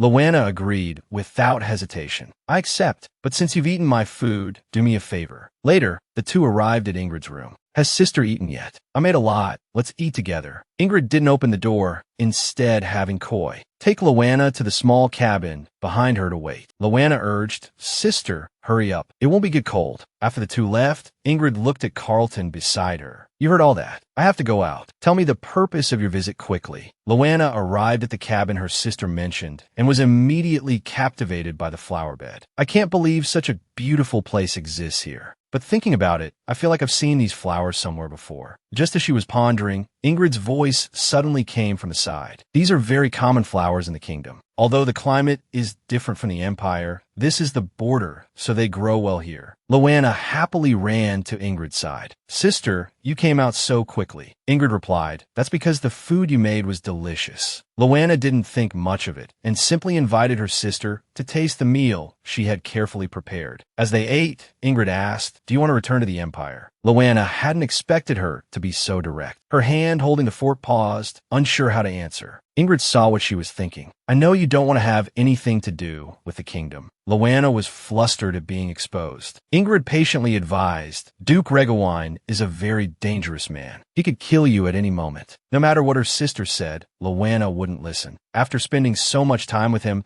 she felt she understood Regawine quite well. The Duke's position inevitably makes him sensitive and suspicious. But he also has a good side. Perhaps you don't really understand him, sister. For her sister's safety, Ingrid urged her little sister to leave the bloodthirsty Duke. But Luana, now caught in the whirlpool of love, how could she bear to leave? Do you really understand Regawine, sister? Ingrid was taken aback by the question. Luana realized her tone was too strong and immediately explained that she hadn't meant it that way. Ingrid hadn't expected her sister to trust Regawine so much. Seeing that she couldn't persuade her, she got up and left. Before leaving, she looked at her sister apologetically and said, I'm sorry. Back in her room, she saw Carlton again. Didn't we finish talking? Why haven't you left? Carlton replied, I'm here to tell you some urgent news. You have to change your hiding place. The Empire is closing in. Hearing this, Ingrid was about to go out and inform the Suicide Squad, but Carlton stopped her at the door. I need to know what you and Luana talked about. Ingrid replied, I saw that she wanted to go back, so I tried to persuade her. Carlton leaned in threateningly. It's best if that's the case. I'm a suspicious person. If you don't keep your promise to send Luana back to the Duke, I won't help you with your plan to kill the Emperor. Meanwhile, Luana was still regretting talking back to her sister. She couldn't understand why she was defending Regawine, even to the point of not being able to bear hearing anything bad about him. What was even more frightening was that she had started to care about Regawine's thoughts and feelings. While she was agonizing over this, a guard came running, panting heavily. Princess, something's happened. Before Luana could react, the guard hurriedly pulled her along to join the main force. The executioners are coming soon, so we have to leave quickly. Upon hearing this, Luana felt no fear, but rather a strange anticipation. But thinking it over, she realized she couldn't stay here and couldn't leave any clues, as that would endanger others. I'll leave a little trace then. A while later, Regawine's army arrived. His men searched the area, but found no one. It was as if they had vanished using magic. Regawine ordered his guards to search the surroundings. He went to the kitchen to check. Before opening the door, he imagined Luana inside, cooking a delicious meal, waiting for him to come and eat. However, imagination was just imagination. Apart from a few rotten vegetable leaves, the kitchen was empty. Regawine couldn't help but feel disappointed. No trace anywhere else, and nothing here either. He recalled what his subordinate had said. It's like magic. They escaped without a trace. Although he trusted Luana, the current situation made him suspicious. Luana, were you really kidnapped? While you're not interested in the kingdom, you care deeply for your sister. If you cooperated with her to escape, using magic to help them. As he was thinking, a breeze suddenly blew through the window, and a fork appeared on the stove. Regawine froze. He picked up the fork and examined the silver. Judging by the length, it should reach her waist. He scoffed. And this is supposed to be a clue. The girl was a noble princess. The Emperor, on a whim, destroyed her country and claimed her as his own. To restore her kingdom, Ingrid offered her body, pretending to be enamored with the Emperor. But secretly, she had long planned her escape. To gain Carlton's help, she used her sister as a bargaining chip. As long as Luana doesn't return to the Duke, I'll keep my promise and help you deal with the Emperor. And foolish Luana, thinking only of her sister, thou missed a chance to return to the Duke. Arriving in the new city, Luana continued working as a cook. Coy, fearing she might poison the food, watched her every move. Luana was exasperated. You don't have to watch me like this. I won't put anything strange in the food. But Coy, suspicious because she had lived with the Duke, remained wary. Meanwhile, Regawine, having failed to capture her, idly played with the strand of hair the little maid had left behind. The Emperor, informed of the Duke's failure, decided to take matters into his own hands. Regawine immediately went to greet him. I can't stand being in the palace. I thought you could finish this quickly, like the last war. But this time, you've disappointed me greatly. Without waiting for Regawine's explanation, the Emperor ordered him to assemble all the soldiers. From now on, I will personally take command. Regawine asked in confusion, what do you mean by that? The Emperor, wiping his sword, suddenly looked sharp. Didn't you understand? It means in the next battle, everyone except Ingrid will be killed. Regawine was stunned. The Emperor intended to eliminate everyone. At this moment, he was deeply worried about the little maid's safety. The Emperor sensed his unease. What's wrong? Can't you let go of that dirty little princess? Regawine didn't know how to answer. Suddenly, the sound of fighting erupted outside. Regawine immediately went out to investigate. Two soldiers were fighting each other like madmen. A subordinate reported, "They've been like this since they returned from the forest," as if they suddenly lost their minds. Besides them, several other soldiers also showed similar symptoms. Regawine looked towards the forest. They were searching that forest, weren't they? The subordinate followed the Duke's gaze and saw a strange gas encircling the forest. Meanwhile, in the forest, Luana also sensed something strange. Where did all this fog come from? "I was looking for my sister, and now I'm lost in this fog." Just as she was trying to find a way out, she heard voices ahead. Driven by curiosity, Luana followed the sound and saw Carlton casting a spell. To her surprise, her sister was also there. It seemed her sister was working with him. Luana suddenly felt betrayed. In her panic, she stepped on a branch. The two in the distance heard the sound and turned to look. Luana, realizing she had been discovered, turned and ran. To gain the witch's support, the Emperor used his sister and made a deal with Carlton. Ingrid would help him prevent Luana from returning to the Duke, and Carlton would help him assassinate the Emperor. The two released the fog in the forest, and Luana stumbled upon them. She couldn't understand why her sister was with him. This gave her a strong sense of betrayal. She thought of Regawine. Would he be feeling the same way now? Would he also think she had betrayed him? The thought intensified her longing for him. Elsewhere, the Emperor watched the fog-shrouded forest with strange excitement. This fog might not be a bad thing. A nearby guard looked confused. "Your Majesty means that the fog is surrounding the forest and the soldiers are being attacked. This indicates Ingrid is here." The Emperor, as if summoned, began to stagger towards the forest. To protect the little maid, Regawine hurried after him, begging to enter the forest with the Emperor. Luana, while running, collided with Koi.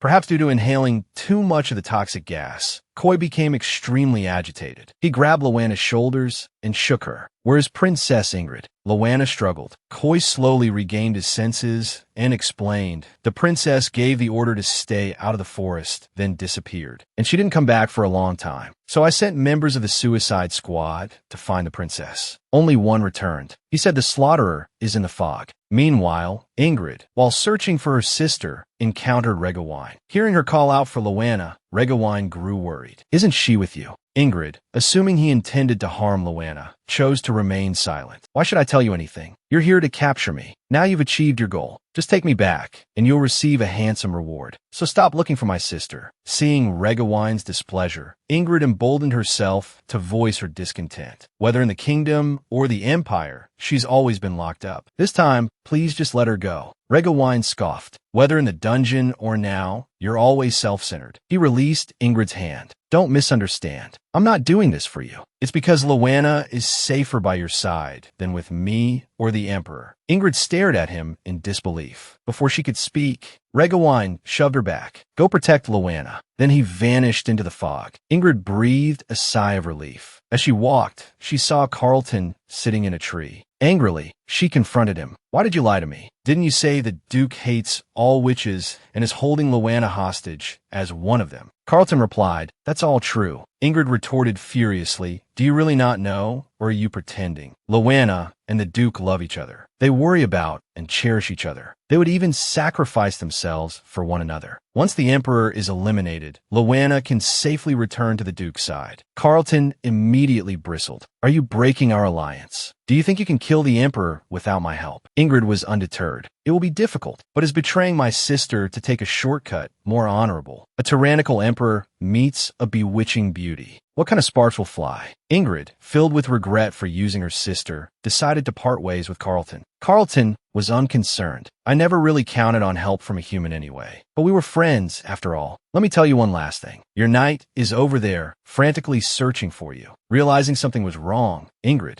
immediately ran in the direction Carlton indicated. But she was too late. She witnessed Koi die before her eyes. The Emperor, seeing his beloved consort arrive, gave a crazed smile. "So you were here. I've been looking everywhere for you. Regawine and I have been searching for you." He glanced to the side, noticing the Duke's absence. Where's Regawine gone off to again? He's really gone soft because of that little princess. Ingrid stood frozen, her knight's death fueling her hatred for the Emperor. The Emperor slowly extended his hand. "Come to me. Return now, and I'll forgive you." Ingrid trembled with rage. "You speak of forgiveness. The emperor nodded. Yes, I will forgive you with my boundless generosity. Ingrid drew her sword, pointing it at the emperor, hysterically pouring out her hatred. How much more will you take from me? My people, my family, my country. You've trampled on everything I hold dear. The emperor replied, but I've given you other things. Wealth beyond the reach of anyone else in the world. And love. Ingrid's heart was now ashes. I don't care about what you've given me, because among your countless gifts, there's nothing I want. The emperor stared in disbelief. He hadn't realized her obedience and loving gaze had all been a facade. Ingrid's voice rose with emotion. Who would love their enemy? You are my nightmare. My biggest regret in life is knowing you. A world with you in it is hell for me. The emperor, his passionate love, unrequited, tried to approach her, grasping Ingrid's blade with his bare hand. Such a pity. You look at me with fear and loathing. Actually, I knew you always looked at me this way. Even though you said you loved me, you couldn't hide that look when you were afraid. But it doesn't matter. As long as I can keep you trapped in the palace. As long as I can have you forever. It doesn't matter whether you love me or not. The emperor finished speaking and thrust the blade into his own chest. Ingrid was so frightened she couldn't move. Why are you doing this? The emperor smiled at her. Isn't this what you wanted? As you wished, I'm giving you my life. Then he raised his hand and touched Ingrid's face. This time,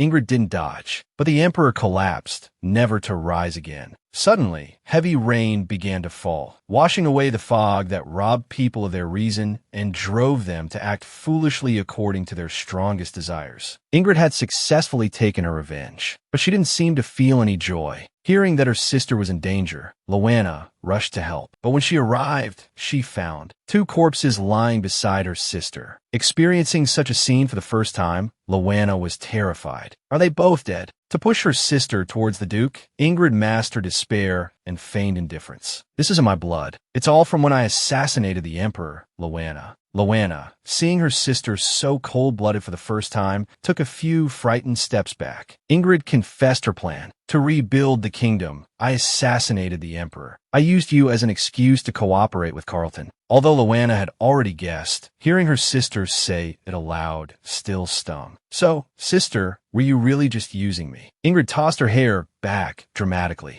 Don't you always say you're just a useless princess? Even though Ingrid tried to appear heartless, Loanna saw right through her. Sister, you should have a fiercer expression when you say things like that to be convincing. Ingrid hadn't expected her sister to be so perceptive. Loanna took her hand affectionately. Sister, please tell me the truth. Moved by her sister's sincerity, Ingrid decided to tell her the truth. I listened to you. From the day I decided to take revenge, I was determined to live the rest of my life for the kingdom. But there's no need to burden you with this obligation. I thought the Duke would hurt you, so I chose to work with Carlton. For Loanna's future happiness, Ingrid urged her to return to the Duke. To prevent suspicion falling on her sister upon returning to the Empire, she asked Loanna to play a part with her. Pretend you've been betrayed by me. Sever all ties with me, your sister, the Emperor's assassin. Loanna was instantly at a loss. Before she could react, Ingrid walked to the edge of the cliff. She looked at her sister with a look of unbearable reluctance. I hope you can live for your own happiness from now on. With that, she pushed Loanna off the cliff and quickly disappeared into the forest. A passing knight, seeing the abandoned Loanna, brought her back to the camp. Meanwhile, Regawine was wandering aimlessly through the forest. He knew that betraying the main army meant death. But when he thought of Loanna's sweet face, he felt it was all worth it. The thought brought an involuntary smile to his lips. Just then, a subordinate rushed over to report the Emperor's death. Before he could speak further, the knight commander stepped forward. Just report to me about the battle in the forest. His Majesty has passed away. Regawine hurried back to camp upon hearing the news. Judging from the traces left at the scene, it seemed to be the work of the man named Coy. Regawine fell into deep thought. What happened to that man? The commander replied. He collapsed and died not far from here. And the princess, was she captured? The commander, clearly taken aback by the question, hesitated. The princess wasn't captured, but the search party caught someone. She said she was betrayed by her own sister.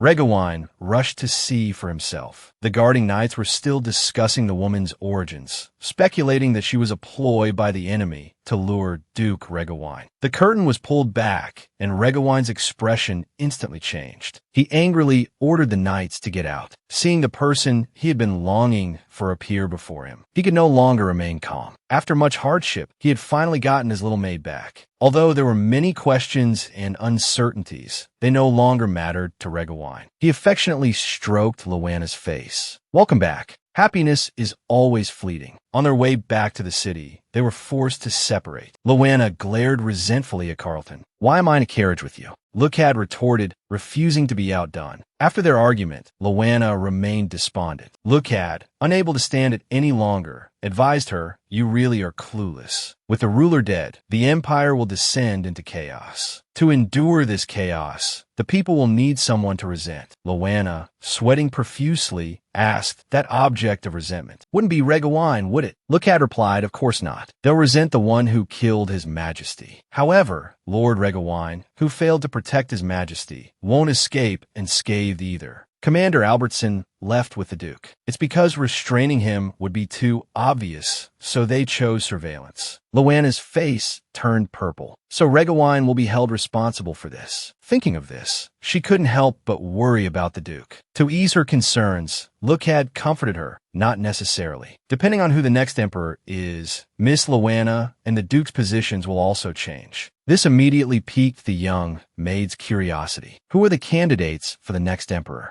Lucad hesitated, unsure whether to tell her. "Besides his majesty, that the one with the most noble bloodline is the Duke." Meanwhile, Regawine had just awakened from his unconscious state. The knight commander had also discovered the Duke's noble lineage. Regawine tried to sit up. "Albertson, what are you trying to do?" The other man burst into laughter. "What, Albertson? Seems like royal blood isn't all that impressive. Foolish enough to be tricked by the same method again." Regawine was furious. He suddenly recalled the incident where he took Luana away. Could it be that since that time? Before he could finish, Carlton dropped his disguise. "You've only just realized. The Empire's future is worrisome indeed." Regawine gritted his teeth. "Why are you doing this?" Carlton didn't hide anything. "My purpose is to make Luana leave you willingly. If she doesn't understand on her own, even if I forcibly take her away, she'll still run. Although this will hurt Luana, it's the most effective method." Regawine tried to get up and confront him, but brute force was no match for magic. With a flick of his wrist, Carlton immobilized Regawine. "Then I'll look forward to your worsening curse when you next open your eyes." He completely avoided the young maid, refusing to eat the food she prepared. To force the Duke to appear, Luana started making a large pot of food. She invited the knights and maids in the mansion to enjoy it together. Lucad looked at the delicious food, but didn't dare touch it. "This puts me in a difficult position. Are you trying to bribe me into taking you to see the Duke?" Luana quickly explained, "It's not like that. This is an apology. Please enjoy."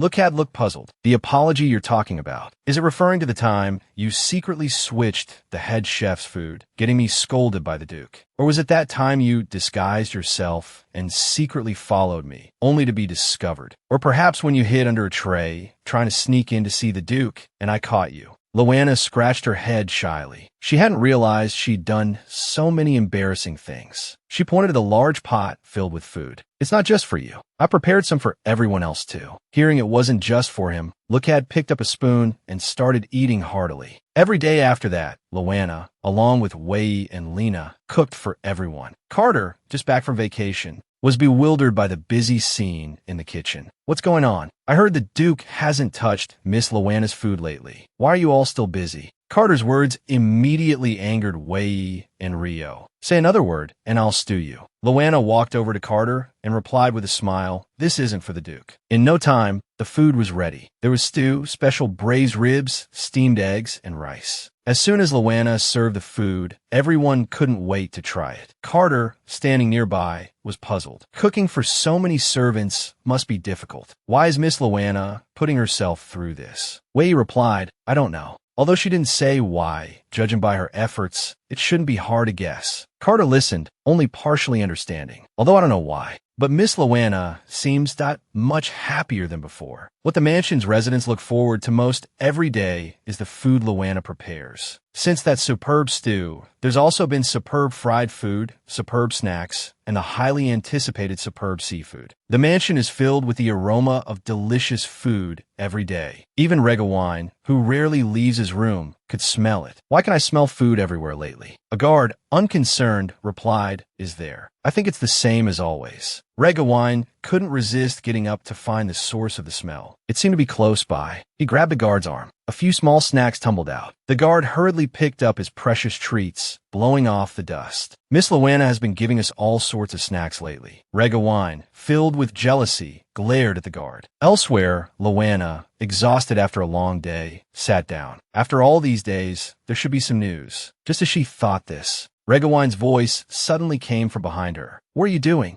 The little maid had been cooking for everyone every day, and the Duke finally couldn't stand it any longer. So, taking advantage of the quiet evening, he went to question her. Luana, having long understood Regawine's personality and knowing he hated her cooking for others, knew he would come looking for her. However, his presence was so overwhelming that Luana's legs went weak. "Who allowed you to cook for others?" Luana pouted. "I'd rather cook for those who enjoy it than for someone who won't even touch it." Seeing the maid hadn't realized her mistake, Regawine's expression hardened. "You seem to have misunderstood something. Do you think I'm not asking you? This is an order. Stop cooking immediately." Hearing this, Luana became even more resolute. "I won't." Regawine was taken aback. He never expected the usually obedient maid to be so rebellious. Luana continued what she was doing. "I said I won't. I should have done this a long time ago. If you think my actions are disrespectful and want to banish me from the Empire, imprison me, or even execute me tomorrow, I don't care. My life was spared on the execution grounds. I finally survived, and I won't let fear stop me from doing what I want. I refuse to live like that." Regawine, listening to her impassioned speech, couldn't help but scoff. "Putting aside how absurd this is, I really don't understand. Cooking is something you'd be banished, imprisoned, or even executed for." Luana was unfazed. "What's wrong with cooking? Food makes people happy. I'm happy that everyone enjoys my cooking. I want to see more scenes like that. That's why I chose to be a cook." This time, before she could finish, Regawine grabbed her arm and dragged her outside. Luana asked in confusion, "Where are you taking me?" Regawine replied coldly, "You refuse to obey my orders, and I don't want to eat your food. The only option is for you to disappear from my sight." Luana struggled free and blurted out, "Wait, before you confess, I have something to say." Regawine froze. "Do you even know what you're saying?" Luana, realizing her slip-up, quickly covered her mouth. But the words were already out, so what was there to fear? Blushing, she gathered her courage and poured out her heart. "Although I'm happy cooking for everyone, I don't know why, but it's still not enough. My heart feels empty. What I really want to see is..." Regawine looking satisfied after eating my food. Regawine blushed, unsure how to respond. Luana held out a plate of food to him. "Until you eat this, I won't listen to anything you say." Regawine frowned. "I can't eat it." Luana was deeply disappointed. Even after all that, he still wouldn't eat it. Her crestfallen expression made Regawine's heart ache, so he decided to tell her the truth. "You misunderstand. When did I ever say I hated your cooking? I desperately want to put your food in my mouth and savor it. But that desire isn't for the food, that it's for you.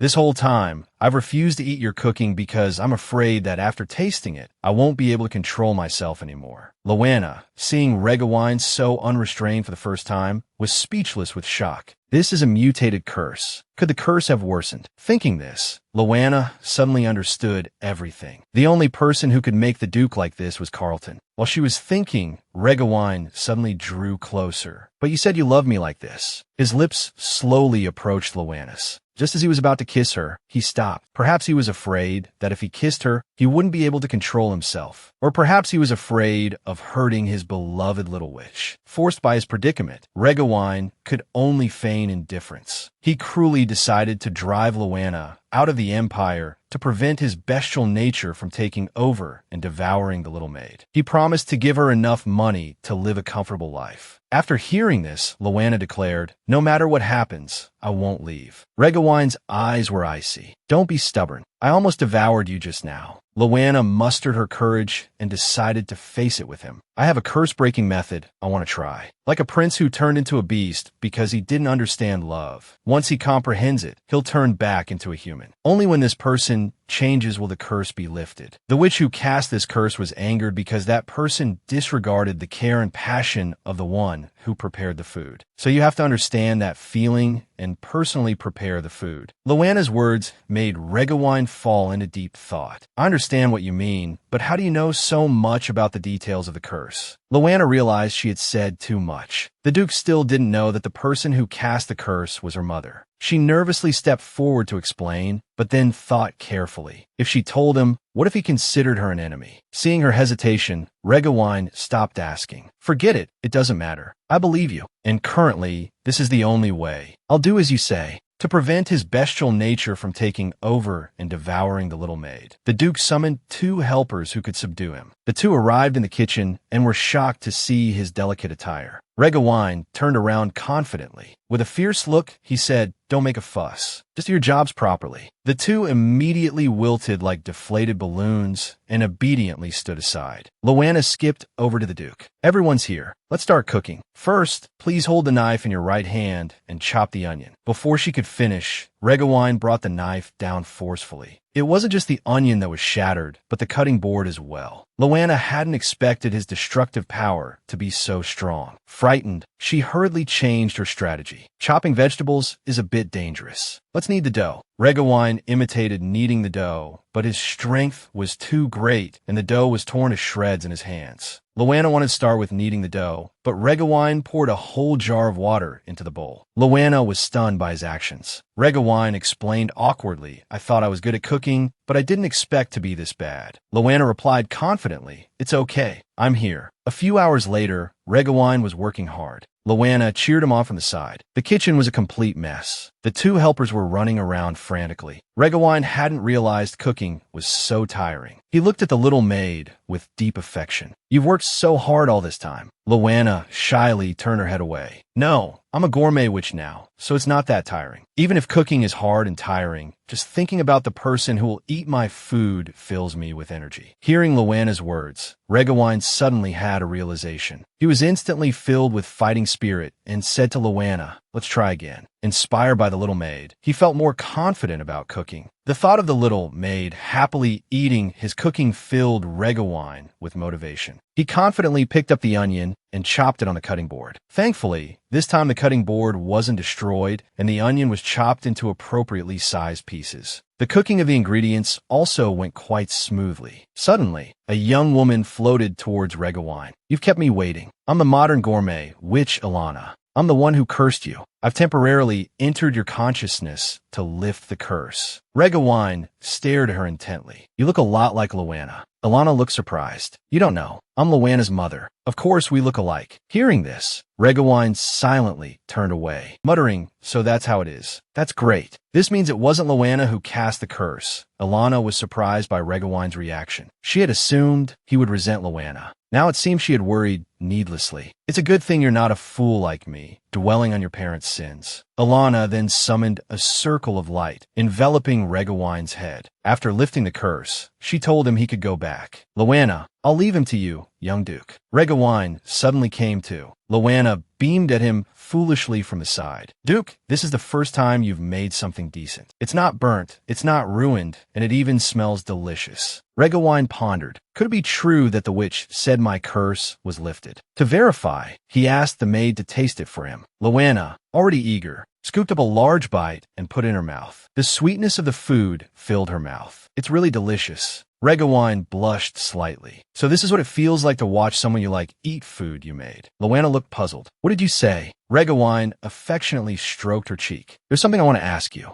A few days later, Carlton appeared at the palace, completely bewildered. "What's going on?" "I received a letter telling me to leave the palace immediately." Regawine, looking serious, waved his hand. "I wanted to invite you to dinner, but I knew you wouldn't come if I wrote that." Carlton turned to leave upon hearing this. Regawine quickly played his trump card. "Would you still leave if I said you could see Ilana?" Carlton obediently sat down, tentatively asking, "The curse is broken." Regawine replied, "That's right. I couldn't have done it without Luana." Carlton looked reluctant. "So you call me here to mock me, to prove to my face that everything I did was in vain." Regawine explained, "I invited you because I wanted your blessing before proposing to Luana." After much hardship, he had finally found happiness. The Duke wanted to marry the maid. Before the wedding, he called for Carlton. Seeking the approval of her family, Regawine tried to sway him with money. However, Carlton wasn't interested. The feud between the Duke's family and the Mimic clan couldn't be resolved with money. Regawine had no choice but to apologize. To marry Loanna, he had to end the feud. He took Loanna's small hand and kissed it gently. If necessary, I'm willing to cast aside all my pride and beg her family for forgiveness. Carlton turned his back, speechless, and asked Loanna, "Tell me honestly, are you staying here because you're being forced or threatened, or are you truly happy?" Loanna blushed, but answered firmly, "Yes, I love Regawine deeply. Every day here has been filled with joy." Hearing her confession, Regawine couldn't help but smile. Carlton was rendered speechless by their affection. For Loanna's happiness, he decided to let go of his hatred for the Duke. Before leaving, he warned Regawine, "I don't completely trust you yet. I just don't want to be an obstacle in Loanna's life. If you dare to mistreat her, I'll come back and take her away." Finally, he offered Loanna his sincere blessings. "May the path you've chosen be filled with happiness." With that, he turned and left. A few days later, Loanna and Regawine held a grand wedding. During the cake-cutting ceremony, they discovered a layer was missing. Loanna was puzzled. There were clearly 4 layers. Why are there only 3 now? Seeing the remnants of frosting on Regawine's lips, she couldn't help but laugh. Cupping his face, she wiped it clean. "Honestly, you ate so much yesterday too. Aren't you tired of it?" Regawine grasped her hand and pulled her close. "How could I be? This is something made with love by the person I adore." Amidst the applause and cheers, they shared a kiss. The story of the Duke and the maid comes to an end. What will the Duke eat tomorrow is now complete. Thank you all for your continued support. New comics will be coming soon, so stay tuned.